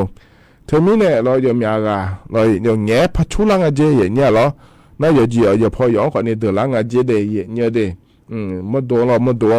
อยู่หามาดูสิเสียเดือดเราเลยนี่เธอจะกะเธอหมอเนี่ยก็มาเกอรออยู่หาเยอะเนี่ยอยู่มือมีเนี่ยรอเธอมีเนี่ยรออยู่หาเยอะถ่ายยุ่มเดแล้วตัวก็งานแถมหมอหอปลาก็ดูน้าเลยเนี่ยเธอจะมาเจ๊งรอที่อันนี้เช่นเนี่ยตาปลาคอนรู้แล้วเดี๋ยวแล้วน้านัวรอเนี่ย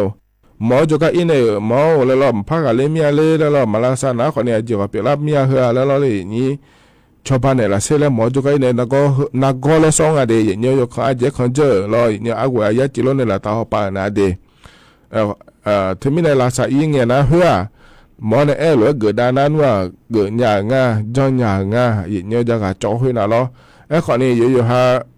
แล้วชุลาเนี่ยแล้วเนี่ยมาดูเขาเนี่ยแล้วอยู่หาเนี่ยอินเทอร์เน็ตพอปานเนี่ยแล้ว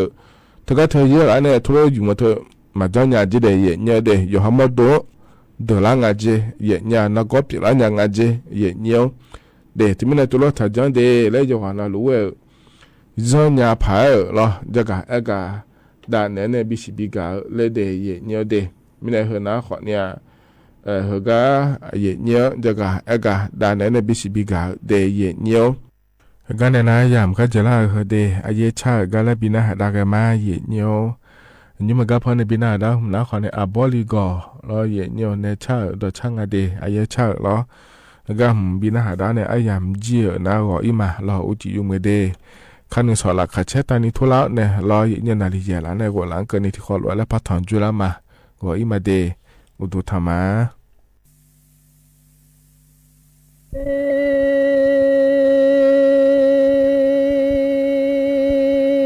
ข้า บ่เมื่อโอ้จอบู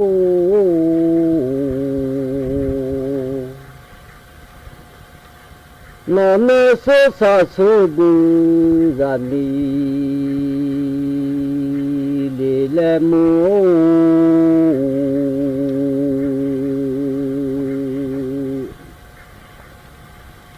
นอนนาบุเบลองอยู่นี่จะชุลีเลมูอา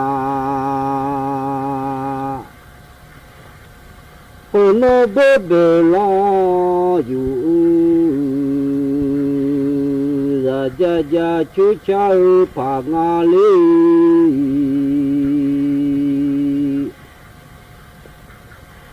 เบคาลาอยู่มีมือเลเบคาโคลาอยู่จะชาลีลูมือนอมาเจบุเบบุเจโลลัง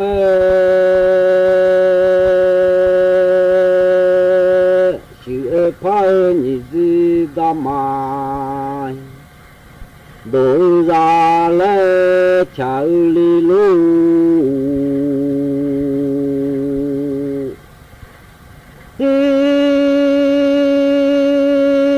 สุมุเลเลจอดอที่อุลีลูมือนอยจานีเลเลจอดอที่อุลีลูสมุนีลูลีเลจอดอที่อุลีลู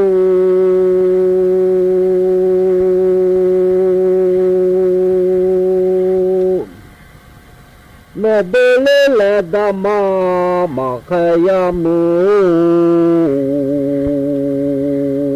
อุตุยเลดามาขยานอ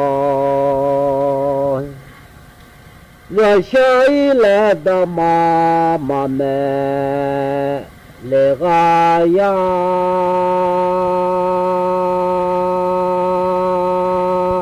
โนโยเปียคายมืออุโตโยเปียโยคายจะดูก็ชาโยเปียโยจอมีโนโตโยเปียคามาฮอกาลิมู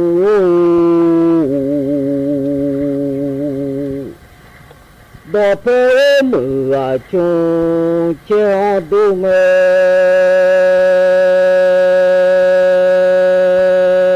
อุดุเชมาสุนามาปาอุดุเชมายอเลเนลานามูอุเทโมโยติดามากานุ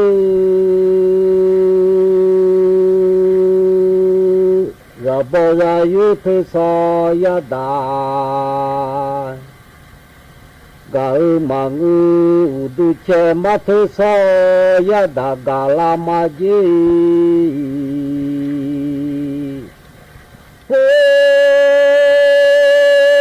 นอนเรชายโยเปียโยจอมาหอมูเรชานนามาบอมู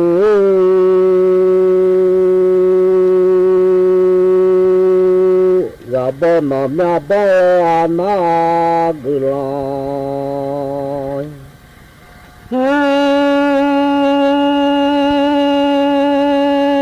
ดูว่าชาโยเปียโยจอ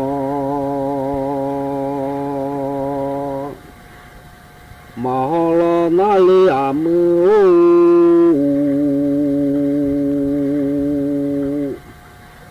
ราดูว่าชาโชสุนาพองมู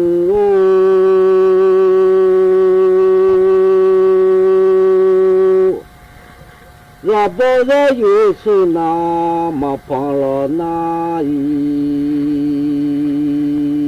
热下来我要提大马嘎那，热波热有特色，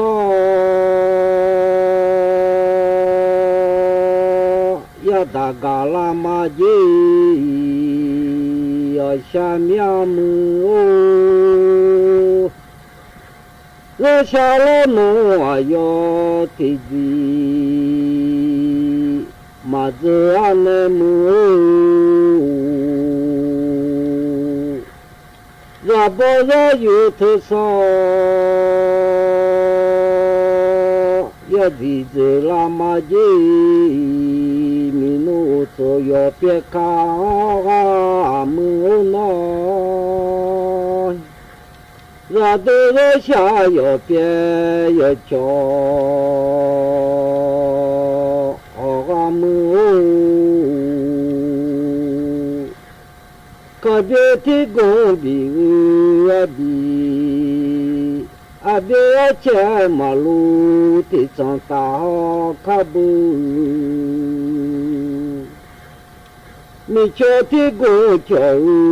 你叫，热的下马路的长大一杯么？这个人迷路里的人，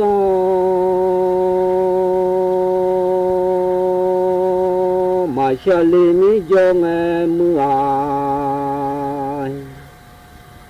七宝如在马多来了马街，这几首么子米能搞，把些没说啊不，这好路的下马啊，来么？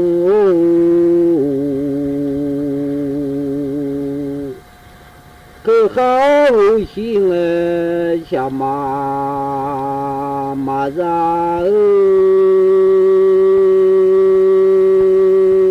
一个人民努力的让小姨。ตั้งแต่ geopolitics ลงมาตรงนี้ผมติดใจประเด็นเรื่องขีดความสามารถของประเทศ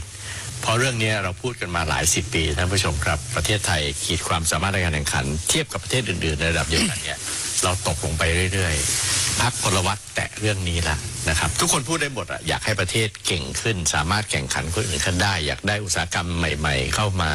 เซมิคอนดักเตอร์แต่ในทางปฏิบัติพรรคมีอะไรเป็นพิเศษที่จะผลักดันให้มันเกิดขึ้นได้จริงไหมครับทีนี้สิ่งที่ผมเรียนกับอาจารย์ว่าผมไม่ชอบอะไรที่ดูเพ้อฝัน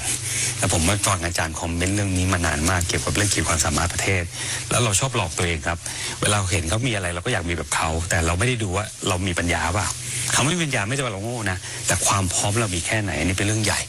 ผมทำงานดูแลเรื่อง BOI มาก่อนตอนสมัยท่านอาจารย์ร่วมงานกับผมแล้วก็ไปส่งเสริมการลงทุนเยอะแยะเลยวันนี้ประเทศไทยมีปัญหาเยอะที่สุดคือเรื่องคนนะครับเราขาดบุคลากรที่มีคุณภาพต่อให้เราได้อยากได้อะไรก็แล้วแต่มาปุ๊บเนี่ยเขาพร้อมจะมาเขาอยากมาเมืองไทยมากเลยเขาติดว่ามาแล้วก็จะไปหาคนที่ไหน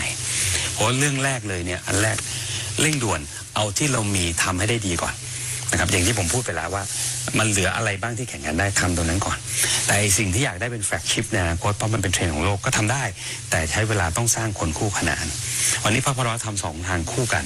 ผมจะไม่พูดสิ่งที่พูดซ้ำไปแล้วนะว่าอะไรที่ทำได้เช่นธุรกิจบริการและบางเซกเมนต์เกษตรสมัยใหม่เรื่องเกี่ยวกับเศรษฐกิจสร้างสรรค์เรื่องเกี่ยวกับการแพทย์เรื่องอะไรต่างๆพวกนี้มันพอทำได้โดยตัวมันเองแต่ถ้าพูดถึง Big Data เป็นเทรนด์ของโลกแล้วเป็นการใช้ข้อมูลพูดถึงตัวไฮเทคชิปก็ดีพูดถึงอุตสาหกรรมใหม่ๆที่มันจะเป็นเรือธงในอนาคตต้องวางแผนกันใหม่หมดต้องสร้างเรื่องแต่การสร้างคนนะครับซึ่งพรรคปฏิวัติเองเนี่ยผมเคยบอก BOI ว่าแต่ก่อน BOI ให้แต่ incentive วันนี้เราตั้งเรื่องการให้งบรับไปเพื่อสร้างขีดความสามารถในการไปแข่งขันวันนี้เราดึงคนเข้ามาเราจะบอกเลยว่าพรรคปฏิวัติถ้าเข้าไปนะสิ่งที่ผมจะทำคืออุตสาหกรรมที่อยากได้เนี่ยวันนี้คุณต้องไปบิดมาคุณต้องแม้กระทั่งเอาเงินไปซื้อมานะครับไม่ใช่แค่ให้ incentive ทางด้านภาษีหรือสิทธิประโยชน์อื่นๆนะวันนี้ เราต้องขนาดว่าไปเชื้อเชิญมาลดแลกแจกแถมคุณมาถ้าคุณมาลงทุนในเมืองไทยเราให้อะไรคุณสร้างคน1 คนผมออกครึ่งหนึ่งคุณออกครึ่งหนึ่งนะครับเราคัดมาปุ๊บส่งไปเทรนกับเขากลับมาทำงานกับเขายืนยันว่าหลังจากเขามาลงทุนแล้วเขามีคนทำงานแน่นอนอันนี้คือเป็นการสร้างโอกาสไทยวันนี้ผมบอกว่าภาคประชาชนเนี่ยเยาวชนยันถึงคนทำงานเนี่ยต้องรื้อใหม่ทั้งระบบทางด้านการศึกษาเองเนี่ยผมสอนลูกไม่ได้ละสกิลที่ผมเคยเรียนมาเมื่อตอนเด็กเนี่ยวันนี้สอนลูกไม่รู้มันจะรอดไหมเพราะว่าทุกอย่างมันแทนที่ด้วยเทคโนโลยีใหม่ AI มาละ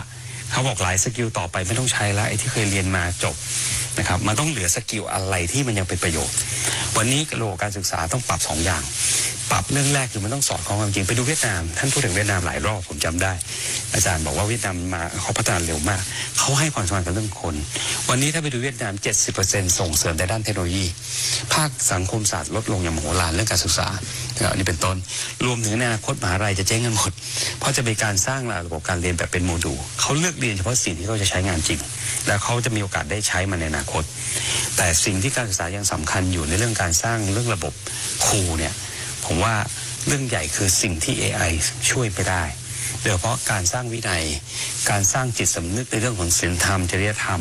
ความรับผิดชอบพวกนี้มันยังต้องมีอยู่แต่เนี้ยส่วนระบบการศึกษาเนี่ยการสร้างครูออกมาเนี่ยวันนี้ต้องเน้นพวกนี้ไอ้เรื่ององค์ความรู้ทั้งหมดเดี๋ยวนี้ลูกผมมันก็กด Google แล้วอะมันไม่รู้อะไรมันก็ไม่ถามผมหรอกมันกด Google ถามแล้วเพราะฉะนั้นเป็นสิ่งที่เราต้องปรับพื้นฐานการศึกษาสกิลเรื่องคนการพัฒนาสกิลแรงงานทั้งหมดอันนี้เป็นการที่จะเราสร้างโอกาสในการสร้างขีดความสามารถในอนาคตคุณสรยุทธครับเนื่องจากเคยกำกับดูแล BOI มาก่อน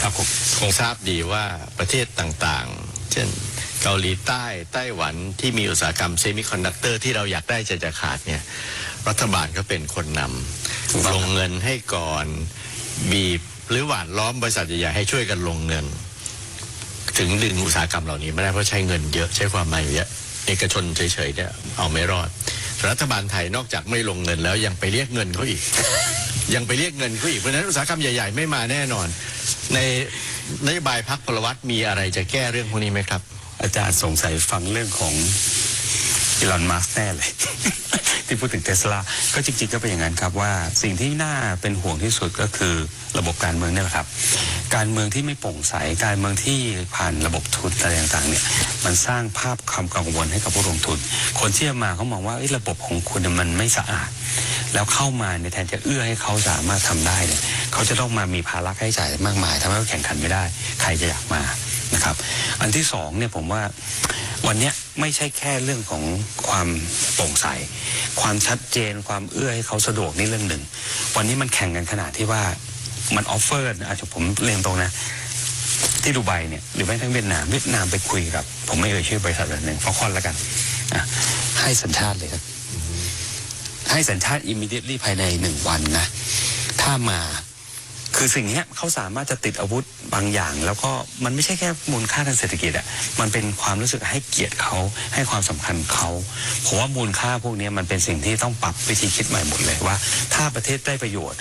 มาตรการอะไรแล้วเราดูแล้วมันไม่ฮาร์มฟูลประเทศนะแล้วมันเอื้อเนี่ยคุณต้องสู้เขาละทุกรูปแบบวันนี้ทำตัวเองให้โปร่งใสสร้างกติกาทุกอย่างเนี่ยให้มันเป็นที่รับได้ในสากลเปลี่ยนวิธีคิดเปลี่ยนระบบการเมืองmindset ตรงนี้เปลี่ยนใหม่หมดแล้ววันนี้ต้องแข่งขันแบบใช้ทุกองค์คาพยพในการจะสร้างโอกาสให้ตัวเองแล้วก็ออฟเฟอร์ในสิ่งที่ดีที่สุดกับประเทศให้กับคนที่เขาจะมาสร้าง value ให้กับประเทศเราครับชัดเจนครับ เราเห็นความพยายามของหลายๆรัฐบาลที่พยายามจะลดแลกแจกแถมแม้ว่ามันจะน้อยเมื่อเทียบกับสิ่งที่คุณสรยุทธพยายามนำเสนอเนี่ยนะครับแต่ที่ผ่านมาเนี่ยมันก็มีเสียงวิจารณ์นะว่าไปให้สัญชาติไปให้สิทธิ์เช่าที่ไปลดแลกแจกแถมอะไรเขาเยอะแยะมันก็มีเสียงแบบไม่พอใจขึ้นมาทีนี้ถ้าทำแบบที่พรรคพลวัตนำเสนอเนี่ยมันจะไม่มีแรงต้านมหาศาลเลยนะครับว่าโอ้โหต่างชาติมาเนี่ยลงทุนได้รับการอำนวยความสะดวกมากมายแล้วธุรกิจไทยจะทำยังไงคือจริงๆแล้วมันไม่ได้เป็นการให้ไปพร่ำเพรื่อนะมีคนพูดเยอะแยะอย่างบางทีแค่ว่าได้นักกีฬา ได้ตัวนักฟุตบอลมาอะไรเนี่ยมีการให้สัญชาติกันแล้วนะในบางประเทศเราคงไม่ไปไกลขนาดนั้นแต่ถ้าเราบอกว่าเฮ้ยคนนี้แม่งจะเอาสิ่งที่ท่านบอกว่าเป็นธุรกิจที่เป็นระดับโลกอะแล้วมันจะเป็นแฟลกชิพเป็นทางรอดประเทศเราในอนาคตเนี่ยผมว่ามันเทรดกันได้อะเพียงแต่ว่ากติกาให้เนี่ยมันต้องชัดเจนว่าประมาณไหนถึงให้ได้แล้วสำคัญที่สุดเลยให้อย่างไม่มีไบแอสให้ในสิ่งที่มันเกิดประโยชน์ประเทศจริงๆไม่ใช่ให้ด้วยคอนเนคชั่นไม่ใช่โอเคมีรู้จักกันส่วนตัวสนิทกันเพราะว่าคบหากันมาในไฮเลเวลวิทยุแห่งประเทศไทยให้ความรู้คู่ความสุข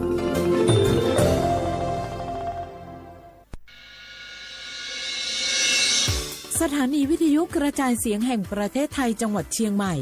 AM 1476 กิโลเฮิรตซ์สถานีวิทยุภาคภาษาชาติพันธุ์แห่งเดียวในประเทศไทย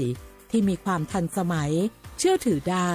สร้างอัตลักษณ์กลุ่มชาติพันธุ์สู่สากล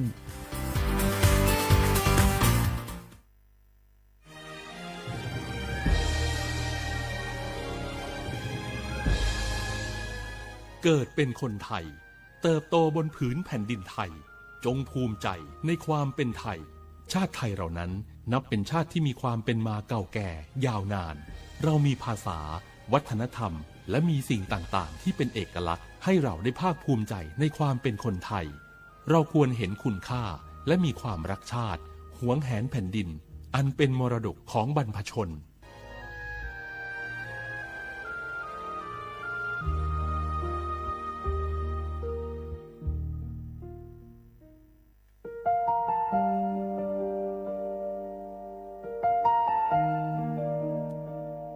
ขอน้อมเกล้าถวายอาลัย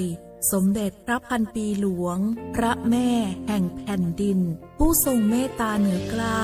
ขอพระองค์เสด็จสู่สวรรคาลัยข้าพระพุทธเจ้าข้าราชการและเจ้าหน้าที่สถานีวิทยุกระจายเสียงแห่งประเทศไทยจังหวัดเชียงใหม่กรมประชาสัมพันธ์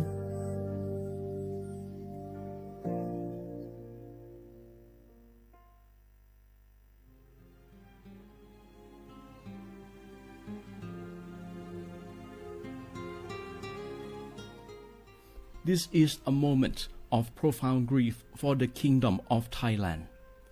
We,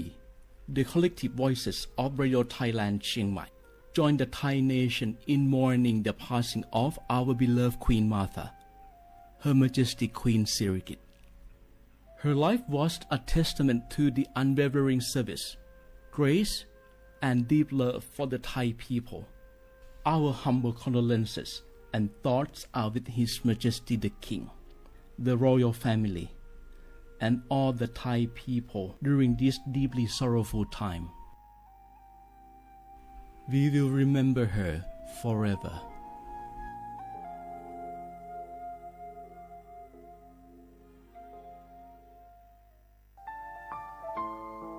เฮาข้าพี่น้องเจ้าคือไตมีตั้งหม่องเจออันเจ้านางหอคำสมเด็จพระนางเจ้าสิริกิติ์พระบรมราชินีนาถพระบรมราชชนนีพันปีหลวงเลยเข้าสวนหมักหักคำนนเพกว่าย้อนสู้เก่าตึงปันเฮาวิเย็นขวัญเงาเจ้าเฮาขาฮอดถึงตีสุคติกัดเย็นเสกำเฮาขาพี่น้องก้นคือไต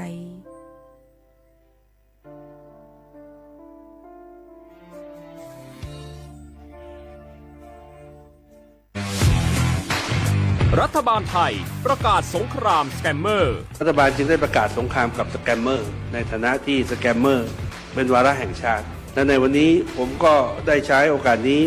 มารายงานความคืบหน้าและเน้นย้ำถึงสิ่งที่เราต้องร่วมกันทำต่อไป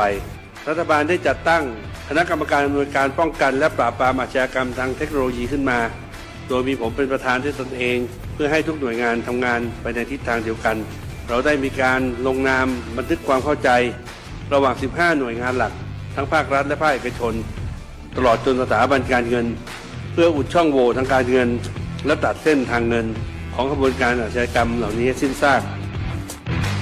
รวมพลังคนไทยต้านภัยสแกมเมอร์นายอนุทินชาญวีรกูลนายกรัฐมนตรี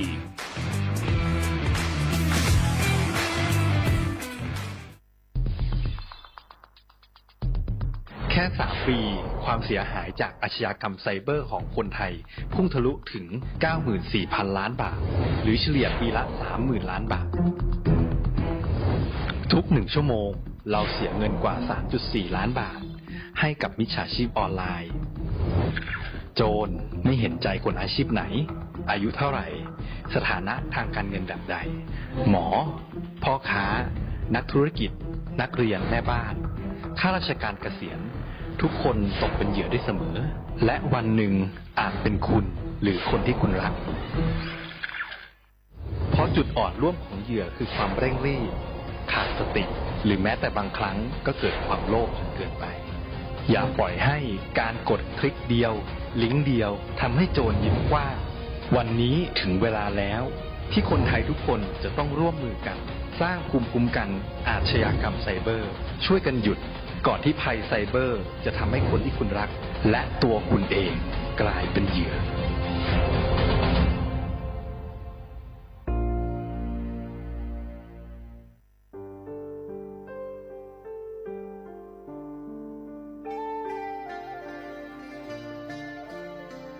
มูลนิธิร่วมจิตน้อมเกล้าเพื่อเยาวชนในพระบรมราชินูปถัมภ์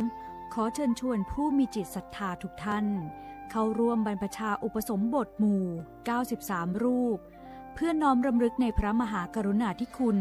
และถวายเป็นพระราชกุศลแด่สมเด็จพระนางเจ้าสิริกิติ์พระบรมราชินีนาถพระบรมราชชนนีพันปีหลวงผู้ทรงพระคุณอันประเสริฐองค์พระบรมราชินูปถัมภ์มูลนิธิร่วมจิตน้อมเกล้าเพื่อเยาวชนจึงขอเชิญชวนบุคคลที่มีอายุ20ปีขึ้นไปร่วมอุปสมบทหมู่ระหว่างวันที่27กุมภาพันธ์ถึง9มีนาคม2569ณ วัดเทพประธานอธิพรอำเภอสอยดาวจังหวัดจันทบุรีทั้งนี้รับสมัครตั้งแต่วันที่19ธันวาคม2568ถึง31มกราคม2569โดยไม่มีค่าใช้จ่ายหรือร่วมบริจาคสนับสนุนในโครงการได้ที่ชื่อบัญชีมูลนิธิร่วมจิตน้อมเกล้าเพื่อเยาวชนธนาคารไทยพาณิชย์เลขบัญชี404-204-2266สอบถามเพิ่มเติมได้ที่มูลนิธิร่วมจิตน้อมเกล้าโทร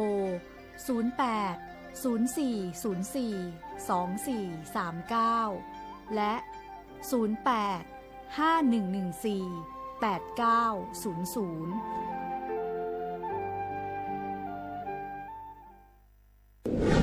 ในช่วงนี้หลายพื้นที่ของประเทศไทยอากาศหนาวเย็นอย่างต่อเนื่องโดยเฉพาะยอดดอยและยอดภูประชาชนอาจเสี่ยงต่อโรคและภัยสุขภาพจากอากาศหนาวได้ขอให้ทุกคนเฝ้าระวังโรคที่พบบ่อยในฤดูหนาวได้แก่ไข้หวัดใหญ่ปอดอักเสบโรคอุจจาระร่วงโรคหัดโรคมือเท้าปากรวมทั้งภาวะเจ็บป่วยหรือเสียชีวิตจากอากาศหนาวโดยไม่ทราบสาเหตุโดยเฉพาะผู้ที่ไม่สวมใส่เสื้อผ้ากันหนาวหรือผู้ที่ดื่มสุราเป็นประจำป้องกันง่ายๆเริ่มที่ตัวเราดูแลสุขภาพให้แข็งแรงออกกำลังกายสม่ำเสมอรับประทานอาหารปรุงสุกดื่มน้ำสะอาดล้างมือบ่อยๆไม่ใช้ของส่วนตัวร่วมกับผู้อื่นและหากมีอาการไอจามอย่าลืมสวมหน้ากากอนามัยทุกครั้งขณะอยู่ในที่แออัดที่สำคัญควรรักษาความอบอุ่นเตรียมเสื้อผ้ากันหนาวให้เพียงพอ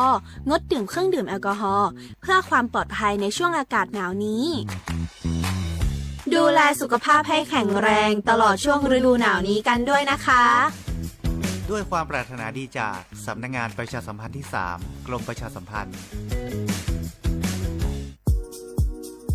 30 บาทรักษาทุกที่เจ็บป่วยเล็กน้อยอาทิมีไข้ไอเจ็บคอปวดข้อเจ็บกล้ามเนื้อใช้สิทธิ์บัตรทอง30 บาทปรึกษาเภสัชกรและรับยาตามอาการ32รายการไม่เสียค่าใช้จ่ายเพียงยื่นบัตรประจำตัวประชาชนที่ร้านยาที่มีสติกเกอร์30 บาทรักษาทุกที่หรือร้านยาคุณภาพของฉันให้บริการดูแลอาการเจ็บป่วยเล็กน้อยสอบถามเพิ่มเติมโทร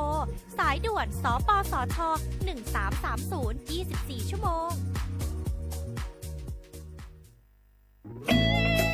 หนึ่งเสียงของท่านมีความหมายต่ออนาคตประเทศการเลือกตั้งคือโอกาสสำคัญที่ประชาชนจะได้ร่วมกำหนดทิศทางบ้านเมือง ขอเชิญชวนพี่น้องประชาชนผู้มีสิทธิ์เลือกตั้งทุกท่านออกไปใช้สิทธิ์เลือกตั้งปี 2569 เลือกคนดีเลือกผู้แทนที่ตั้งใจทำงานเพื่อประโยชน์ของประชาชนบดีปล่อยให้เสียงของท่านเงียบหายเพราะประชาธิปไตยเริ่มต้นที่การไปใช้สิทธิ์ร่วมกันไปเลือกตั้งอย่างพร้อมเพรียงกันวันอาทิตย์ที่ 8 กุมภาพันธ์ 2569 8 โมงเช้าถึง 5 โมงแลงใช้สิทธิ์ใช้เสียงเพื่ออนาคตของประเทศไทย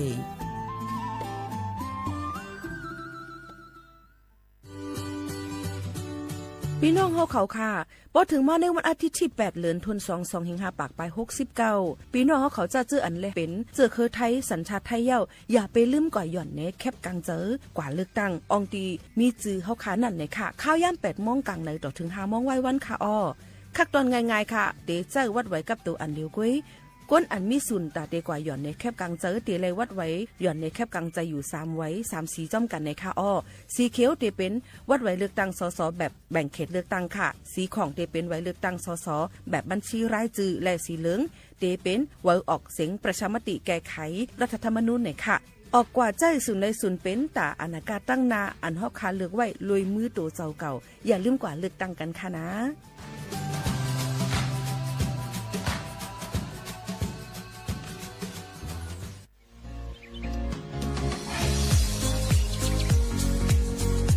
จอมหนังเปิงมติครม.มือวันที่29เดือนธันวาคม25ปากไป67เฮาฮิปเน็ตแกลิดปัญหาสถานะและสัญชาติคนอันอยู่ตั้งเมืองจึงไทยจอมมาตรา17นั่นตอนตาพี่น้องเฮาเขาอันเข้ามาอยู่ตั้งเมืองไทยหึงนั้นและมีไว้เข้าจอมเปิงเฮากว่ายืนย้อนสถานะต่างดาวเข้าเมืองถูกแม่นจอมเปิงไล่ตอนตาลูกอ่อนอันเกิดตั้งเมืองจึงไทยมีอำนั้นก็แม่มีไว้ทะเบียนประวัติบุคคลไม่มีสถานะทางทะเบียนอำนั้นไว้10 ปีถูกแม่นเยาในจึงเฮาก็ยืนย้อนสัญชาติไทยจอมหนังมาตรา7ทวิไลพออยู่ตั้งกรุงเทพมหานครกว่ายืนไลตีสำนักบริหารการทะเบียนกรมการปกครองพออยู่ตั้งต่างเจตวันในจึงกว่ายืนไลจอมหนังวัดไว้อันเปิ้นออกปันเฮาขานั่นเข้าย้ำเหตุการณ์จอมหนังหลวงปองจึงต่อพอถึงวันที่29เดือน6 25ปากไป69ค่ะ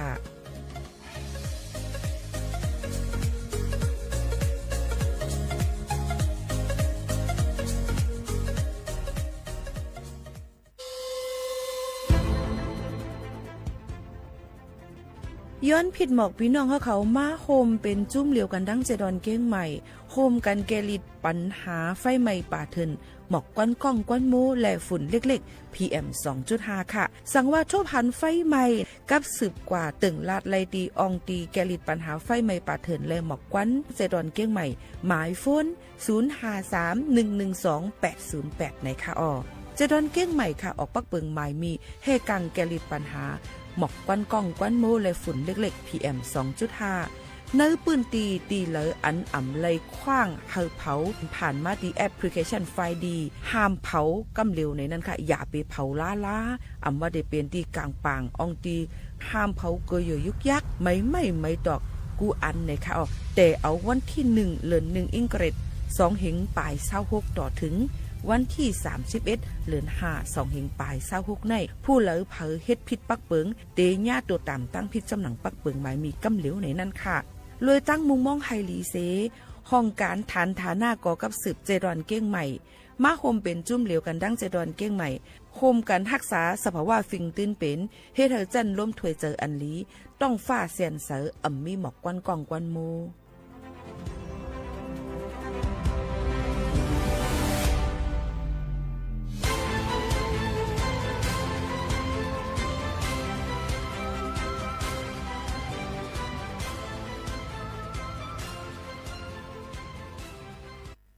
พี่น้องเขาสนใจใครปืนเผาผ่านตั้งห้องปล่อยเสียงสวทเก้งใหม่ปั่นตั้งหูห่มปลาดังมีดังเซอถ่อมแจงแล้งหลีกว่าไก่ในปืนตีเจดอนเก้งใหม่กับสืบมาเลยดีสวทเก้งใหม่หมายฝน 053-276-068 และ 092-246-8579จ่องหู้คาหือ ก้อนโมก้อนไฟอันเผาอยู่ตีกลางป่างนั่นอ่ำเลยหายกว่าตั้งเลยมันเตเป็นฝุ่น PM 2.5 สีขึ้นมาเฮ็ดให้ป้ายอยู่ลีเฮาคาขึ้นในคาออลองลดย่อมปัญหาจังไหนในอ่ำหยาบค่ะเงื่องแวอ่ำเผายุกยักเหมือไม่ต้นเยือต้นเข้ากับในให้ในสวนเฮาเปลี่ยนมากองไว้จ้อมกันเสเฮ็ดเป็นฝุ่นสภาวะอ่ำนั้นแจกแพยุกยักเฮอมันปอดถูกเมียนอีกป้าดังโฮมมือกันฟังด้วยไฟไหม้ป่าเถินเฮาขาดฉุกลีไลผูกต้นไม้น้ำเพิ่มปันปืนตีสีเขียวเฮ็ดเฮอจันล้มเสียนสายตาเฮากูก็เลยตั้งมุงมองเฮาลีเสฐานหน้ากอกับสืบปืนเผาตี 3กรมประชาสัมพันธ์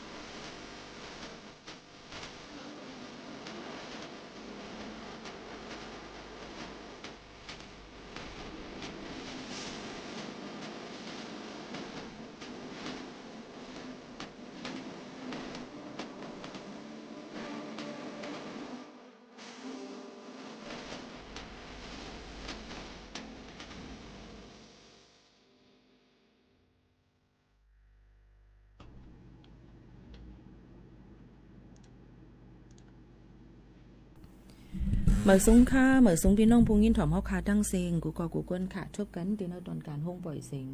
สวทเก้งใหม่ AM 147กิโลเฮิรตซ์ค่ะเมื่อในก็ฮุบทุบจอมปอแม่พี่น้องเฮาเขาเสอยู่จอมเขาหมู่เขานู้นเป็นอุ้ยก็อุ้ยแซปอแม่พี่น้องเฮาเขาอยู่จอมกันที่ในเมื่อในถึงมาในวันพุธที่28เดือนธันวาคม2หิงปลาย26ปีพุทธศักราช2หิง5ปากปลาย69ปีใต้2หิง1ปากปลาย20ปีก็จาก1หิง3ปากปลาย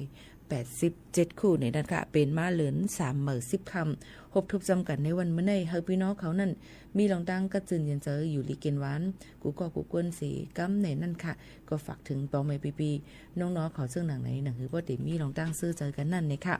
วันมื้อในก็ฮบทุบจำกันยาวในนั่นค่ะค่ะเฮาปอแม่ปีๆน้องๆเขาในนั่นค่ะมาถ่อมซ้ำกันสิยังตึกอยู่ในวงวางตีกำไม้กำกัดอยู่อำดีกินน้ำมันใกล้ๆเป็นอยู่ก็ค่ะเฮาพี่น้องเขานั่นดูหลอมได้ถึงลองป้ายอยู่หลีปอมแม่พี่น้องเขาจ้อมในนั่นฝากตอนจุดถึงกูก็กูกวนเจ้าหนังไหนค่ะเมื่อในอ่ำเลยมีหมู่เขานู้นก็เหลียวก้วยค่ะนะมันยังมีป้าแทงเลยค่ะน้องๆอันนี้มาฝึกการเท่าคาในอ่อนกันกว่าต้องตักจำน้องๆเขาก่อนว่าจื้ออีสังอยู่ดีแล้วมาเหตุการณ์จอมเฮาคาในกะหือเหย่าในค่ะมาซุ้มค่ะไม่สุงค่านั่งจื่อบัวทิพย์ค่ะนั่งเป็นนักศึกษาฝึกงานจากมหาวิทยาลัยราชภัฏเจียงไฮ้เจ้าค่ะก็ตีไม่อยู่เลยวันนับถอยหลังอ่ะเนาะเจ้าใจหายเหมือนกันในค่ะน้องๆเขาก็มาฝึกการอยู่ที่ห้องปล่อยเสียงตีในแล้วก็มาเฮียนหูหลายรองหลายอันแล้วก็มาหลัดความภาษาความไต้จอมเฮาขาดีในนั่นค่ะพี่น้องเขาก็อย่าลืมปันแห้งน้องๆเขาอันเป็นหนอแดนคือเฮาขาจอมในค่ะเมื่อในน้องโบทิพย์เอาอีสังเขาเงาอีสังมาฝากปันพี่น้องผู้ถ่อมยินเขาค่ะค่ะเมื่อในก็จะมีกลโกงโดนหลอกแถบแล้วเจ้าแล้วก็ข่าวแจงจับตามหาคนหายคดียาบ้าเจ้าแต่ตอนนี้มาดูข่าวฝุ่น PM ก่อนว่าเต้ข่าวฝุ่น PM 2.5กันก่อนว่าตั้งเจดอนเก้งใหม่และหิมห้อมเฮาค่ะเปลี่ยนไว้จังหือพองหน่อยค่ะเจ้าตอนนี้ตีพื้นที่สีแดงมีสีแดงอยู่ก็จะเป็นอำเภอชัยปราการจังหวัดเชียงใหม่เจ้าค่ะตอนนี้อยู่ตี89เจ้าค่ะแล้วก็ห่างดงบานแหวนนะเจ้า71เจ้าเป็นสีส้มเจ้าค่ะแล้วก็ตำบลช่างม้อยนะเจ้าอยู่ตี64เจ้าแล้วก็อำเภอฝางก็อยู่ตี58เจ้าค่ะก็จะเรียกว่าค่า PM 2.5 นั่นหลายๆตียังตึงหลีฟังกันไว้อยู่ในค่ะเพราะว่าเฮาค่ะอยู่จอมมันนำกว่าสุดไอโน้มร่วมด้วยอันมดเซอร์เซนเซอร์มีฝุ่นน้ำในจังเฮ็ดให้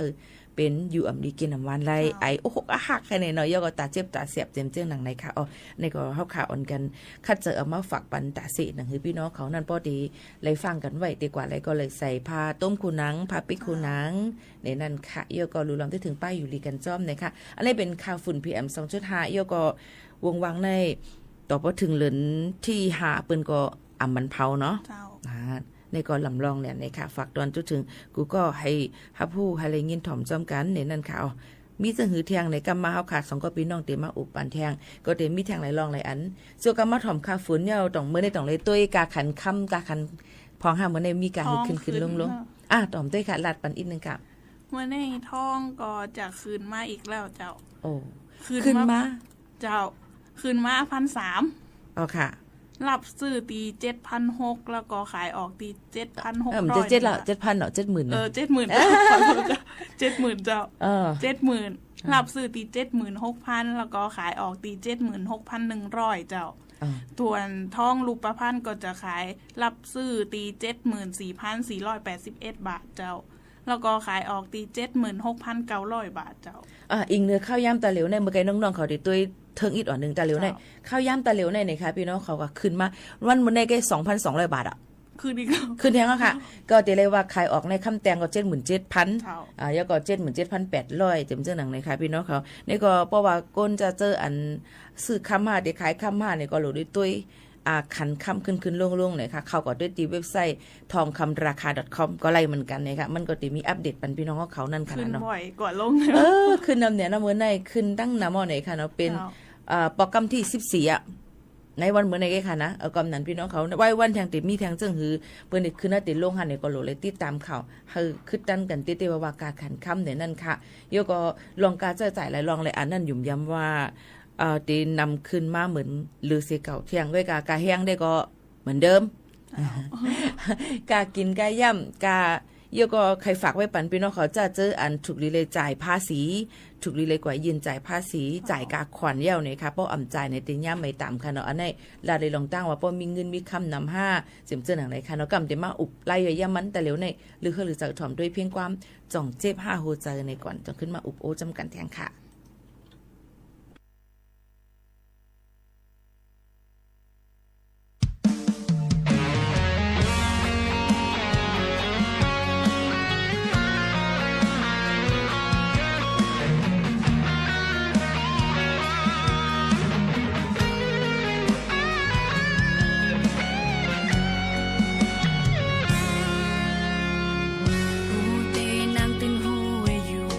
เอามือว่าขึ้นมาเป็นเมื่อใดอำไลอย่าไปว่าวันซื่นนั้นยาวลานั้นสำแค้นไว้ไกลๆโกยกากับสั่งนางตึกมาวนเก็บเสนอใจให้เสียทีสองปาเจ็บเขียนปอหาโฮเจอเป็นว่าหาก้นก่อนหักเฮากับสั่งเลิกความมาเข้ามาแป้งก้นก่ออันมือหักเปิ้นเฮ็ดและยังสำลักหลอมสีลายก็เก่าคืนได้วันหลังเสปอกมาคืนจูก็ฮักเฮาในก็ซ้ำตกลืนเปิ้นเฮ็ดเป็นปล่อยก้นกึนกบกูกินแค่แปดเยาลูได้อยู่แคนเสเอามายืนจูก็เฮาฮักในเปิ้นซ้ำปอเฮาเสเฮ็ดไล่ต่อเนื้อเฮาเยาจ้องเจ็บหาโหใจ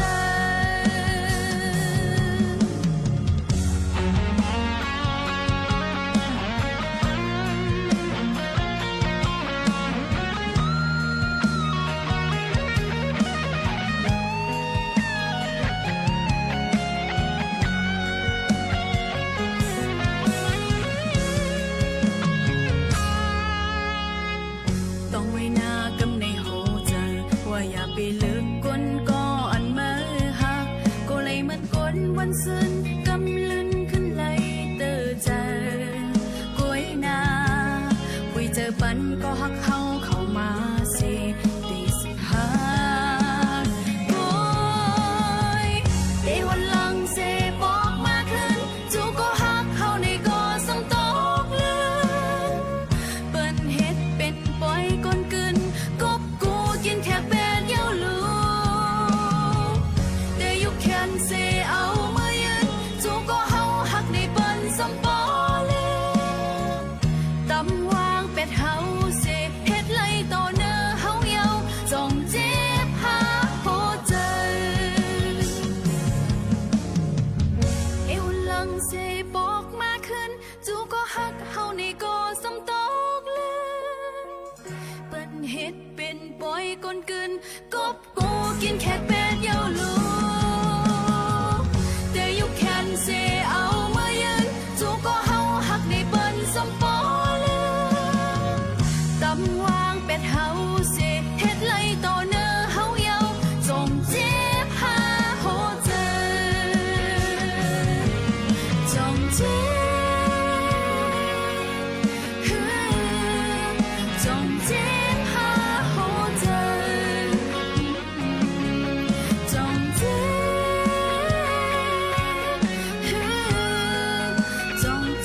บ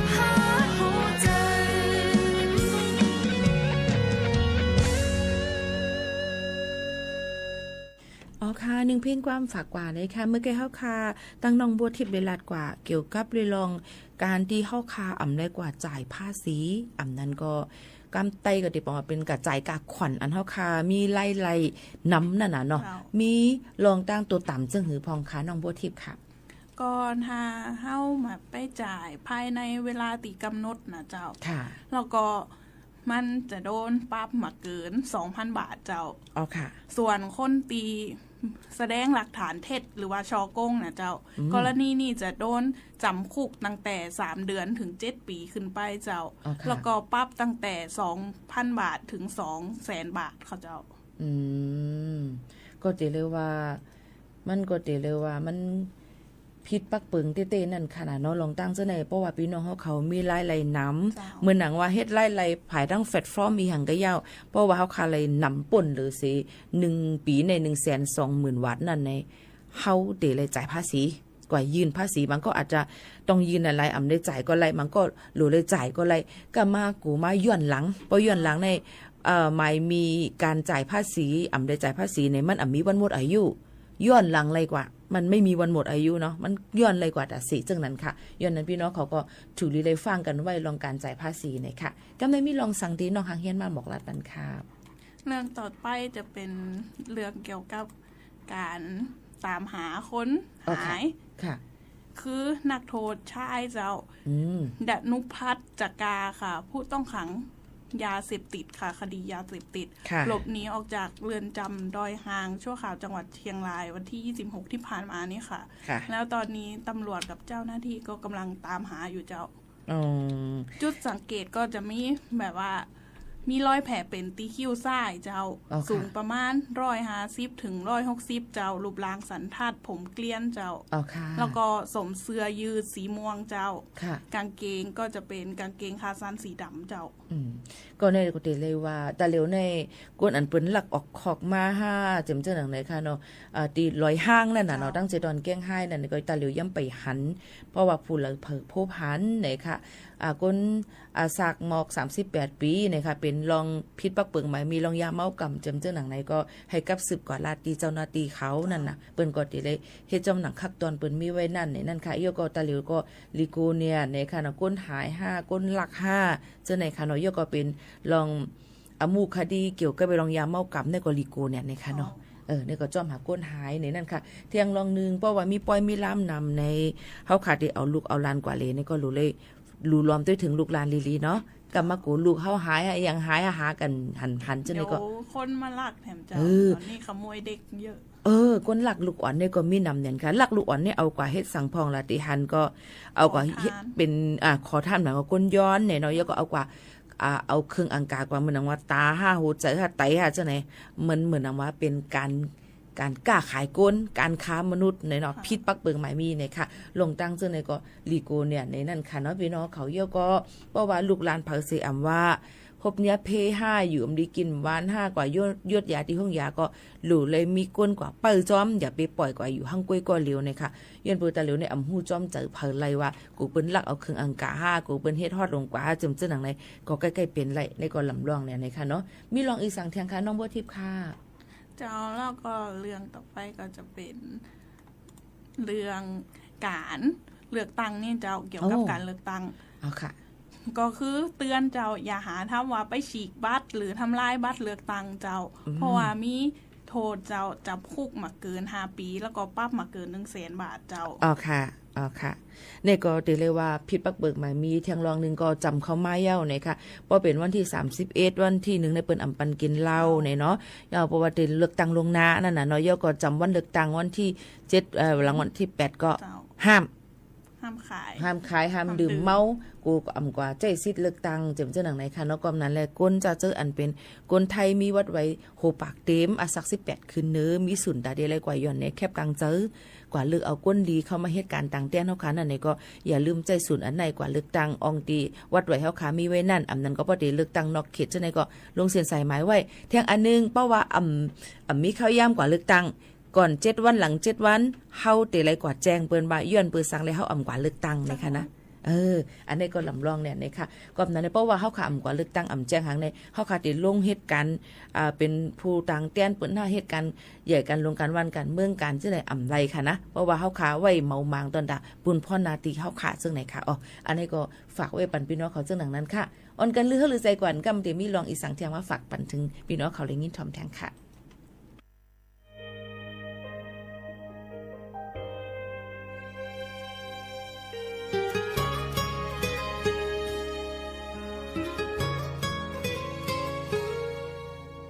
โดยปับเยี่ยมวัน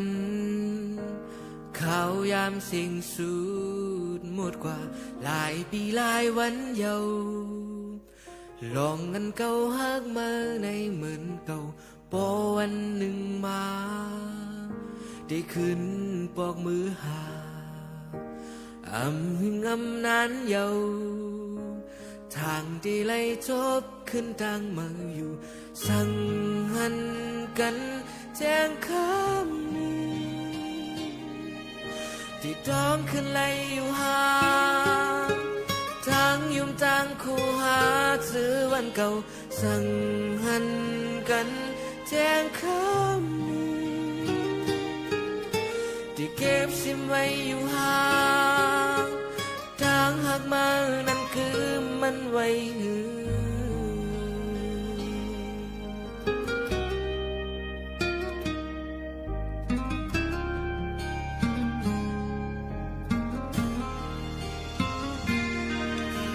มองวันไหลโทมือก็ตีวนซึ่งเก่าหือได้หูจอมไหลจอมที่ไหลทบขึ้นทางมืออยู่สั่งหันกันแจ้งคำที่ต้องขึ้นไหลอยู่ห่างทางยุ่งทางคู่หาเจอวันเก่าสั่งหันกันแจ้งคำที่เก็บซิมไว้อยู่ห่างทางหักมานั่นคือมันไว้หือ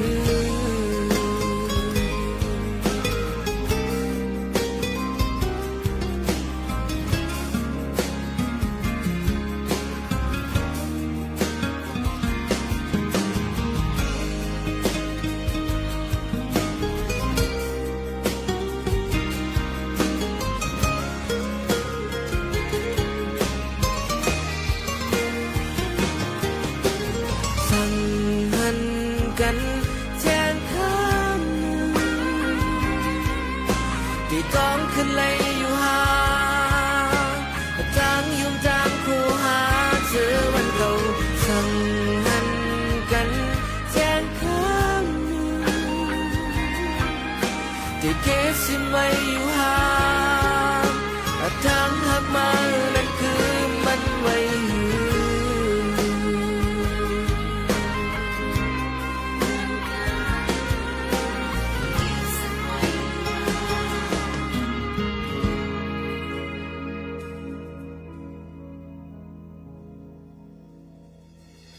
สั่ง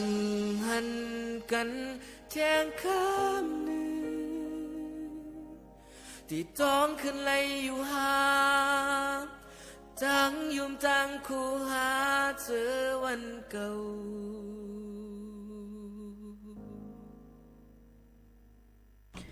หรือถ้าใจชมได้เพลงความว่าสังหันกันเที่ยงกำนึงในนั่นค่ะนี่ก็เป็นเพลงความหลื่นผู้ห้องไว้เนี่ยค่ะบางปองบางอะไรมากก็ใครหันอยู่นะก้นเที่ยงก็อันเฮาฮักนั่นด้วยกันบางปองมาบ่เฮ็ดให้เราเจ็บแบบใครหันอ่ะ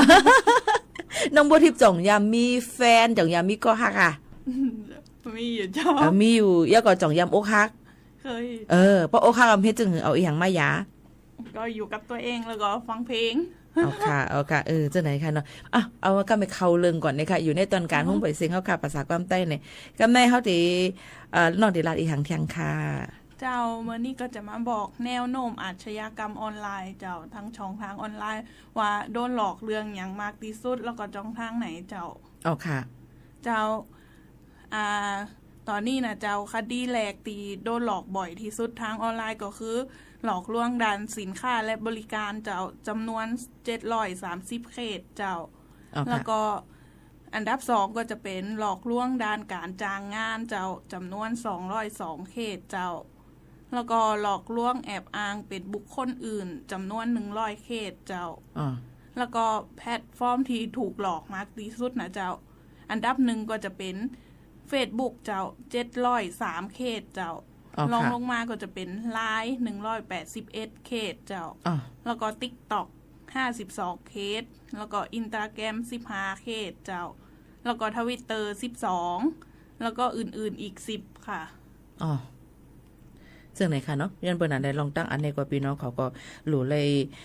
ห่างเฮียนกันไว้ในนั่นค่ะพี่น้องเขาค่ะหลายลองหลายอันนั่นในค่ะเนาะฝากตอนถึงว่าไม่ปีๆน้องๆเขากูก้นค่ะเพราะว่าซึ่งหืออันในลองตั้งอันในก็น้องเขาก็มาฝากบันนี้ค่ะจงมีที่เอาเลที่ไรแทงค่ะน้องค่ะเจ้า วันนี้ก็ตีแอลแหละก็จะมี1ตีก็คือจังหวัดเชียงใหม่เจ้าตอนนี้เตรียมจัดงานมหัตถกรรมดอกไม้ประดับเจ้าข้างตี49เจ้า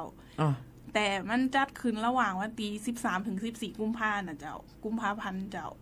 ภายใต้แนวคิดบุกผาราชินีก้องเกลือกฟ้าล้ำเลอค่านครพิงค์เจ้าค่ะนี่ก็เป็นดีเอลเลในนั่นค่ะเนาะพี่น้องเขาก็อย่าลืมค่ะเสิร์ชเจอเสียงเสมาฝากปันค่ะกลับมาเดี๋ยวมีแทงนึงตอนอยู่แต่เดี๋ยวเนี่ยกว่าถอมด้วยแทงนึงเพียงกว้างมันหูถูกใจก่อนค่ะนะจงขึ้นมาอุบโอ้จำกันแทงค่ะนะเจ้า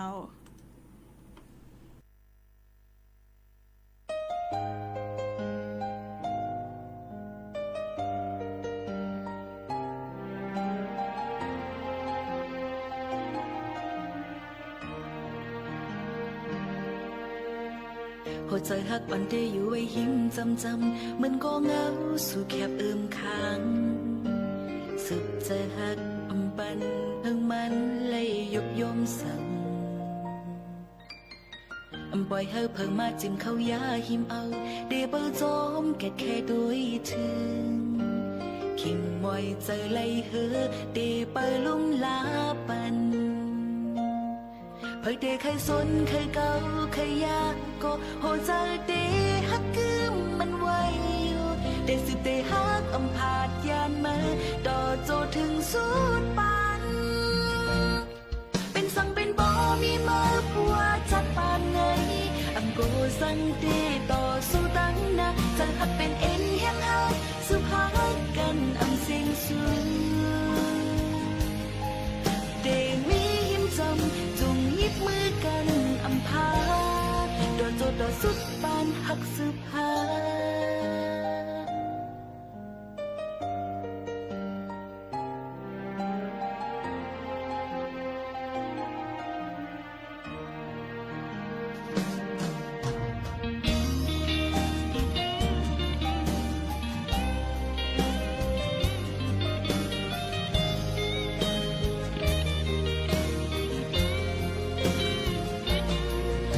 เคยสนเคยเก่าเคยยากก็ปวดใจดี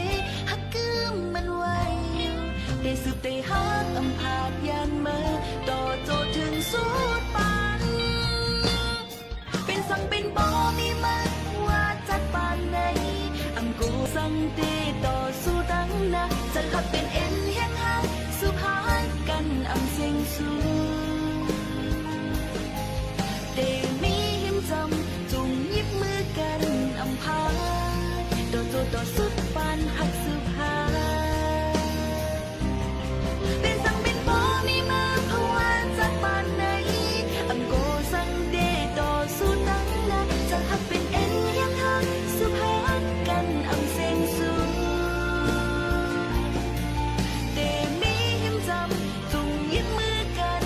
พาโดนโจต่อสุดปานหักสุภา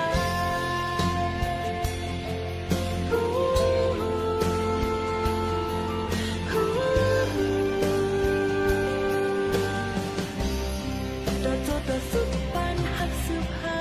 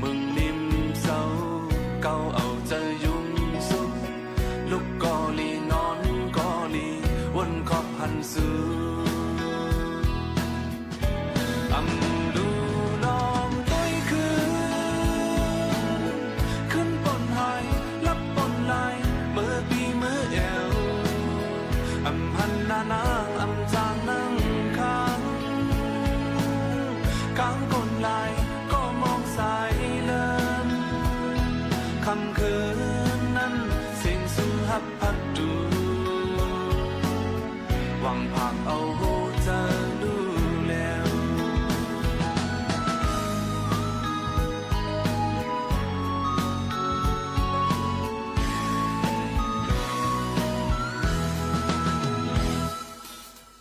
ความอ่อนอันถดจันได้จูตอมจอมกว่าให้เด็กยายไปหมดเย้าเก้าอ่อนก็โหนคือห่างภายหลังปองมือก็ลีมือเยาตินนักลักลินโอกำปานอ่อนหาก็ตำเจอตำวางเลยเจอฮักเป็นสื่อดูหน้าอับจังจันจางก็ใจไปเจิงหือไหลเงินเกณฑ์มอขอความฮักอันอ่านตักลากัดกว่าไหลคำคืนยามนั้น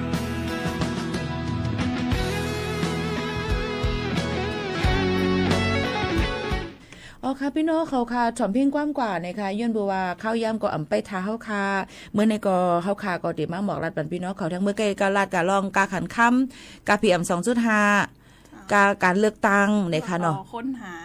หาย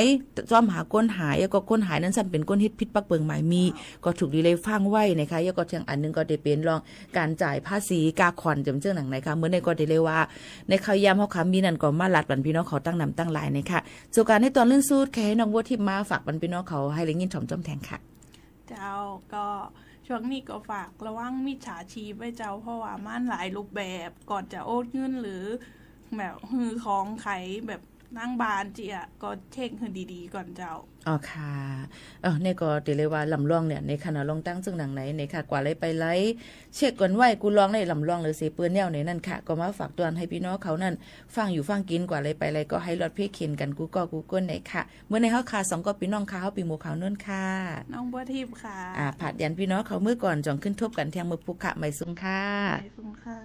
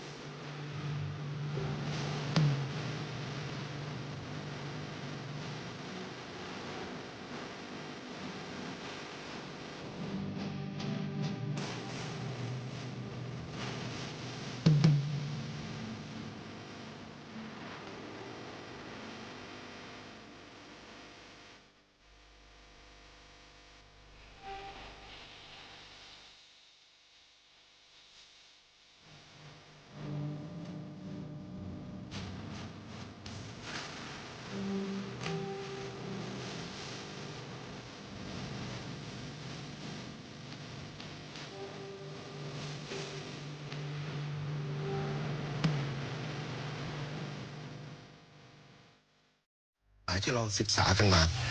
มันจะเป็นเรื่องที่บอกว่าคนเป็นหนี้ก็ถือว่าเป็นต้นทุนของเขาว่าเขาเป็นหนี้ล้านหนึ่งเนาะเขามีที่ดิน10 ไร่เขามารวมกับเพื่อนอีก50 คน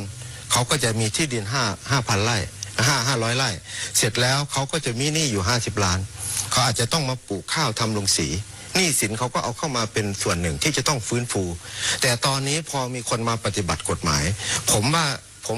ฟันธงเลยนะครับว่าเป็นการปฏิบัติกฎหมายที่ผิดที่แยกเอาไปซื้อหนี้จนกระทั่งเกิดความสับสนวุ่นวายในประเทศตอนนี้มีคนไปหลอกเกษตรกรว่าถ้ามาที่นี่ฉันจะซื้อหนี้ให้อะไรเนี่ยที่จริงแล้วหลักกฎหมายที่ทำกันมาตั้งแต่ต้นนะครับคือหนี้เหล่านั้นก็จะต้องมาอยู่ในกระบวนการฟื้นฟูขององค์กรที่ต้องเขียนแผนฟื้นฟูแล้วมาทำโรงงานทำโรงสีเหมือนที่ผมว่าเนี่ยหลังจากนั้นก็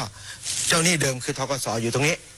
ก็โอเคกองทุนจะรับหนี้เดิมนั้นมาแล้วค่อยผ่อนจ่ายคืนธกส.โดยกองทุนจะเป็นคนฟื้นฟูโดยจ่ายคืนธกส.ในหนี้เกษตรกรไม่ต้องแต่เกษตรกรต้องมีผลผลิตแต่ตอนนี้พอมีคนมาปฏิบัตินโยบายไปแยกการจัดการหนี้ไปซื้อหนี้เกษตรกรเป็นรายบุคคลซื้อไปรายบุคคลองค์กรนี้10 คนไปซื้อ1 คนซื้อองค์กรนั้น1 คนเกษตรกรที่อยู่กันรวมกันที่จะไปทำการฟื้นฟูน่ะมันเลยทำไม่ได้ครับนี่คือที่เป็นจุดอ่อนของความผิดพลาดผมเองท้วงติงอยู่ตลอดแม้แต่ตอนนี้เองนั่งอยู่นั่นก็มีผู้แทนเกษตรกรมากับผมเขาก็ไปท้วงติงอยู่แต่รัฐบาลแข็งมากเหลือเกินรัฐบาลโดยท่านรัฐมนตรีโดยท่านรองนายกเนี่ยแข็งจนกระทั่งไม่ทุบโต๊ะไม่ยอมฟังกรรมการที่มาจากการเลือกตั้งเนี่ยนี่แหละคือประเทศเราเพราะเขาเป็นเจ้าของเงินดังนั้นเนี่ยมันจริงผิดจริงเพี้ยนแล้วก็เอาไปซื้อหนี้รายบุคคลซื้อหนี้รายบุคคลการฟื้นฟูเลยไม่เกิดกฎหมายผิดเจตนารมณ์เรามาที่นี่เราก็กลัวว่าถ้าไม่มีคนที่เข้าใจกฎหมายเริ่มมาตั้งแต่ต้นมาอธิบายให้สังคมฟังสังคมจะโกรธกฎหมายฉบับนี้ด้วยซ้ำไปว่าเป็นกฎหมายที่เห็นแก่ตัวเกษตรกรทำไมจะต้องได้ซื้อหนี้แบบนี้แล้วตัดดอกแบบนี้ที่จริงแล้วมันเป็นกฎหมายภาพรวมที่จะต้องทำครบเบอร์นะครับที่ผมพูดบอกว่านี่800,000 ล้านก็คือภาพรวมทั้งหมดและที่ดินมัน30 ล้านไร่ก็ภาพรวมทั้งหมดหลังจากนั้นเราค่อยเอามาจัดการเป็นสหกรณ์ขนาดใหญ่เป็นวิสาหกิจขนาดใหญ่เป็นบริษัทขององค์กรเกษตรกรซึ่งตรงนี้แหละมันที่ผมถึงเรียกว่าเกษตรกรปฏิวัติไทยก็ต้องปฏิวัติที่กฎหมายกองทุนด้วยครับผมและคุณจตุรงค์ได้อ่านพรบฉบับนี้แล้วก็ยังคุยกันส่วนตัวว่าเอ๊ะเขียนไว้ค่อนข้างถ้าถามผมก็กว้างและคลุมเครือในทางปฏิบัติเพราะฉะนั้นเนี่ยไม่น่าจะมีใครได้ประโยชน์จริงจังจากพรบฉบับนี้แล้วถามคุณวชิระก็พูดตรงว่าก็ไม่มีตอนนี้ยังไม่มีใครได้ประโยชน์จริงจังแต่ว่านโยบายของพรรคเนี่ยก็จะล้อไปกับพรบฉบับนี้อันแรกเลยขออนุญาตถามก่อนเลยคุณจตุรงค์เรื่องโอนหนี้ครับเกษตรกรเนี่ยนะครับจะโอนหนี้จากธนาคารทั้งหมดเนี่ยนะครับมาอยู่ที่กองทุนนี้ครับและทั้งชาวนาและเกษตรกรซึ่งเป็นหนี้อยู่แล้วไม่ต้องใช้เลยไม่ต้องชดใช้เลยอันนี้ถูกไหมครับนโยบายของพรรคถูกไม่ต้องใช้หนี้เจ้าหนี้เดิมผมใช้คำนี้ไม่ต้องชดใช้เจ้าหนี้เดิมโอนมาสมมติว่าแต่ต้องมาใช้หนี้ของให้กับกองทุนผู้รับโอนสมมติว่าชาวนาคนหนึ่งเกษตรกรท่านหนึ่งเป็นหนี้ธกส.อยู่สัก500,000ก็โอน500,000เนี่ยมาที่กองทุนอันนี้นะครับแล้วธกส.ได้เงินจากใครครับ500,000หนี้ทั้งหมดเนี่ยกองทุนจ่ายหรือเปล่าครับหรือไงคือต้องกองทุนต้องจ่ายกองทุนจ่ายผมใช้ศัพท์อย่างนี้นะครับว่าทั้งผมเขียนแล้วก็พูดด้วยว่าคือเกษตรกรไม่ต้องใช้หนี้เจ้าหนี้เดิมอีกต่อไปให้หนี้เหล่านั้นมาอยู่ที่กองทุนฟื้นฟูและพัฒนาเกษตรกรตอนนั้น56ไฟแนนซ์ล้มท่านพอคิดได้นะครับแล้วก็ 1.3 ล้านก็เขาก็ตั้งปลส.ขึ้นมาใช่ไหมครับเพื่อที่จะดูแลดังนั้นพวกที่ล้มทั้งหลายนะก็ไม่ต้องก็หมายกับว่าไม่ต้องไปใช้หนี้เจ้าหนี้เหล่านั้นแล้วตอนปี 41ครับปี 40 41เราก็ออกกฎหมายแบบนั้นกองทุนฟื้นฟูก็มีความเห็นอย่างนั้นว่าพอโอนเข้ามาไว้ที่กองทุนเจ้าหนี้เดิมจะได้รับสัญญาจากกองทุนฟื้นฟูเพื่อที่จะใช้เงินให้กับเจ้าหนี้เดิมคือยังไม่ได้เงินเลยถูกไหมครับครับยังไม่ได้สัญญาก่อนครับต้องได้สัญญาแล้วจะได้เงินจากกองทุนตอนไหนตอนที่กองทุนได้เอาที่ดินของเกษตรกรเหล่านั้นมาการันตีเพราะว่าโอนมาเขาก็มีที่ดินติดมาใช่ไหมครับมีหลักทรัพย์มีหลักทรัพย์มาก็คือมันขั้นตอนไม่ใช่ว่ามันจะโอนได้ปุ๊บปั๊บหรอกมันก็ต้องไปเจรจานี่มีกี่ไร่แล้วต้องเป็นเงินเท่าไหร่ซึ่งกฎหมายเขียนไว้ว่าอย่างนี้ครับว่าการหาเงินมาใช้เนี่ยเป็นอำนาจของคณะกรรมการอยู่2 ทางที่1 ก็คือไปหาก่อตั้งสิทธินิติกรรมไปกู้ยืมไปอะไรมา กรรมการกองทุนไปยืมมาได้เอามาใช้นี่อันที่สองขอให้รัฐบาลออกพันธบัตรให้ในกฎหมายก็เขียนไว้อยู่ก็คือรัฐบาลให้เงินมานั่นแหละครับนั่นแหละก็คือมันมี2 ทางทางที่1ก็คือทำเองโดยที่ก็รัฐบาลก็เห็นชอบเหมือนเดิมเพราะนั่งเป็นประธานอยู่นี่นายกเป็นประธานถ้าจะให้ไปกู้แหล่งอื่นกู้ต่างประเทศกู้อย่างไหนมาเอาคืนธกสเนี่ยก็ยังเป็นว่ามีทางทำได้อยู่2 อันก็คือไม่เอาเงินรัฐบาลแต่รัฐบาลก็ต้องรับรองให้ไปกู้มานี่คือวิธีทำไมผมเสนออย่างนี้ครับเพราะผมไปดูบรรยากาศของพี่น้องอันที่1นะครับเขา NPL มา30 ปีแล้วนะแต่เขาทำนาตลอดเกษตรกรนี่เก่งอย่างหนึ่งก็คือถึงแม้จะจนถึงแม้จะขาดทุนแต่ไม่เคยหยุดทำเกษตรกรรมนะสังเกตดูไหมไร่อ้อยขายอ้อยขาดทุนเขาจะยึดที่ดินแล้วแต่ปีนี้ก็ต้องมีอ้อยยังสู้กันนาก็ยังมีเพราะลูกหลานที่ไปหารับจ้างหรือตัวเองไปรับจ้างมาไปไถนาไปทำทุกอย่างเพื่อที่จะให้มันได้ทำแปลงเกษตรของตัวเองให้ได้ไม่งั้นมันเหมือนทรยศต่อบรรพบุรุษอันนี้จุดที่1ที่ผมว่าอยากจะให้คนไทยทั้งประเทศได้เข้าใจตรงนี้อันที่1ด้วยอันที่2เราเป็นคนที่ค้ำประเทศนี้มาในการค้าขายจนกระทั่งเราเติบโตมาไปเป็นทุนเริ่มต้นให้มีธุรกิจภาคต่างๆมันก็มาจากภาคเกษตรไม่ว่าไม้สักไม่ว่าแร่แล้วข้าวใช่ไหมครับเราก็เป็นต้นทุนมาจนกระทั่งเติบโตมาเป็นบริษัทมาเป็นธนาคารอะไรต่างๆซึ่งตรงเนี้ยเกษตรกรอาจารย์เจียมศักดิ์ก็ยังเคยว่าเลยว่าเราต้องไปใช้หนี้ปฏิกรณ์สงครามโลกครั้งที่2ใช้นี่เอาข้าวไป 1.5 ล้านตันเนี่ยมันจึงต้องกดราคาข้าวเพื่อที่จะเก็บค่าพรีเมียมใช่ไหมครับแล้วก็มีเริ่มเก็บค่าพรีเมียมครับซึ่งตรงเนี้ยมันก็เป็นจุดเริ่มต้นไงหมายความว่าเกษตรกรมันได้ชดใช้เราสิ่งเหล่านี้ให้กับประเทศนี้มากกว่าสมควรแล้วเมื่อเราลงทุนทั้งรถไฟฟ้าทั้งรางทั้งอะไรต่างๆเราลองมาลงทุนโอนหนี้เข้ามาเนาะครับ800,000 ล้านเนี่ยแล้วก็ทำระบบน้ำแล้วก็ทำนิเวศนิคมอุตสาหกรรมเกษตรกรรมเนี่ยให้เขาเข้ามาจัดการชีวิตผลผลิตเขาแต่ที่ไหนไม่มีผลผลิตเราก็ไม่ต้องทำเพราะเราจะทำเฉพาะที่มีผลผลิตใช่ไหมครับซึ่งตรงนี้แหละที่ผมว่าที่เราทำไม่ได้มันก็มีความเห็นของนักวิชาการส่วนใหญ่ก็จะบอกว่าเนื่องจากวิธีค้าขายมีกลุ่มพ่อค้าที่เขาตกลงกันมานานแล้วแม้แต่ปี 46 ท่านทักษิณก็มาออกซื้อขายสินค้าเกษตรล่วงหน้าขายกันไปล่วงหน้าแล้วถึง2 ปีแล้วถึงจะมาซึ่งระบบมันพันตูไปหมดผมก็เลยจะเริ่มที่โอนหนี้มาก่อนครับพอโอนหนี้มาปุ๊บเนี่ยเกษตรกรเขาก็จะสามารถที่จะมีชีวิตอยู่เขาผลิตเขาก็จะไปจับจ่ายใช้สอยในเศรษฐกิจชุมชนพื้นฐานได้เขาก็จะมีกันในมือนะถ้าเขามีแต่หนี้แล้วที่ดินไม่เหลือแล้วครับจะทำยังไงคือในกฎหมายเราใช้ถ้าเริ่มต้นของตัวกฎหมายเลยก็คือเกษตรกรที่จะได้เข้าสู่กองทุนไม่ใช่เกษตรกรรายเดียวครับหมวด5ต้องเป็นกลุ่มเกษตรกรที่จะได้รับสิทธิ์จากกองทุนที่จะต้องเป็นเขาเขียนในกฎหมายว่าเกษตรกรที่ทำเกษตรกรรมร่วมกันที่ประสงค์จะเข้าสู่การฟื้นฟูของกองทุนเนี่ยมันต้องรวมกันแล้วคนที่ออกกติกาว่ารวมแบบไหนก็คือกรรมการกองทุนที่มีนายกเป็นประธานครับตอนนี้ตอนเริ่มต้นที่เราทำกฎหมายเนี่ยเราอยากจะเสนอไปให้ 1,000 ครอบครัวนะเป็น1 องค์กร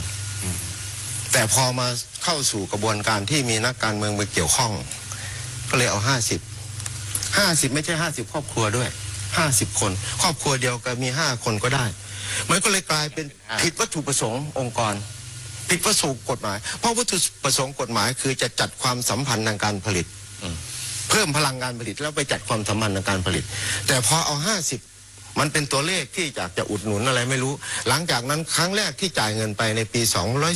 245จ่ายเงินไปองค์กรละ 30,000 ครับเพื่อที่จะไปอบรมให้ทุกองค์กรมันก็เลยผิดวัตถุประสงค์องค์กรละ50 คนเนี่ยซึ่งที่จริงแล้วเนี่ยเราเสนอไว้ 1,000 มันจะได้ไปดูว่ายางพารามีเท่าไหร่ 1,000 ครอบครัวเนี่ยแล้วก็ข้าวมีเท่าไหร่มันสำปะหลังมีเท่าไหร่ใช่ไหมครับมันจะได้เอามาทำเป็นอุตสาหกรรมเกษตรเล็กๆได้ก่อน หลังจากนั้นก็กฎหมายก็เขียนว่าให้ทำเป็นเครือข่ายก็ได้แล้วทำตลาดผมจึงกล้าบอกว่ายังไม่ได้ทำตามกฎหมายฉบับนี้เลยถ้าทำตามกฎหมายฉบับนี้นะครับผมว่าแก้ปัญหาเศรษฐกิจไทยได้เพราะปัญหาประเทศไทยคือปัญหาของเกษตรกรและแรงงานชุมชนครับอาจารย์และคุณวชิระครับเดี๋ยวขอพักสักครู่หนึ่งนะครับชวนไปฟังความคิดเห็นจากประชาชนที่จังหวัดอุดรธานีนะครับคาดหวังการเลือกตั้งครั้งนี้ขนาดไหนเชิญครับแม่อยากได้คนแบบไหนมาบริหารประเทศเราคะอยากให้คนที่เก่งแล้วก็มีความสามารถที่จะช่วยเหลือประชาชนได้แล้วก็พัฒนาประเทศให้เจริญขึ้นแล้วก็ช่วยเหลือทางด้านเศรษฐกิจ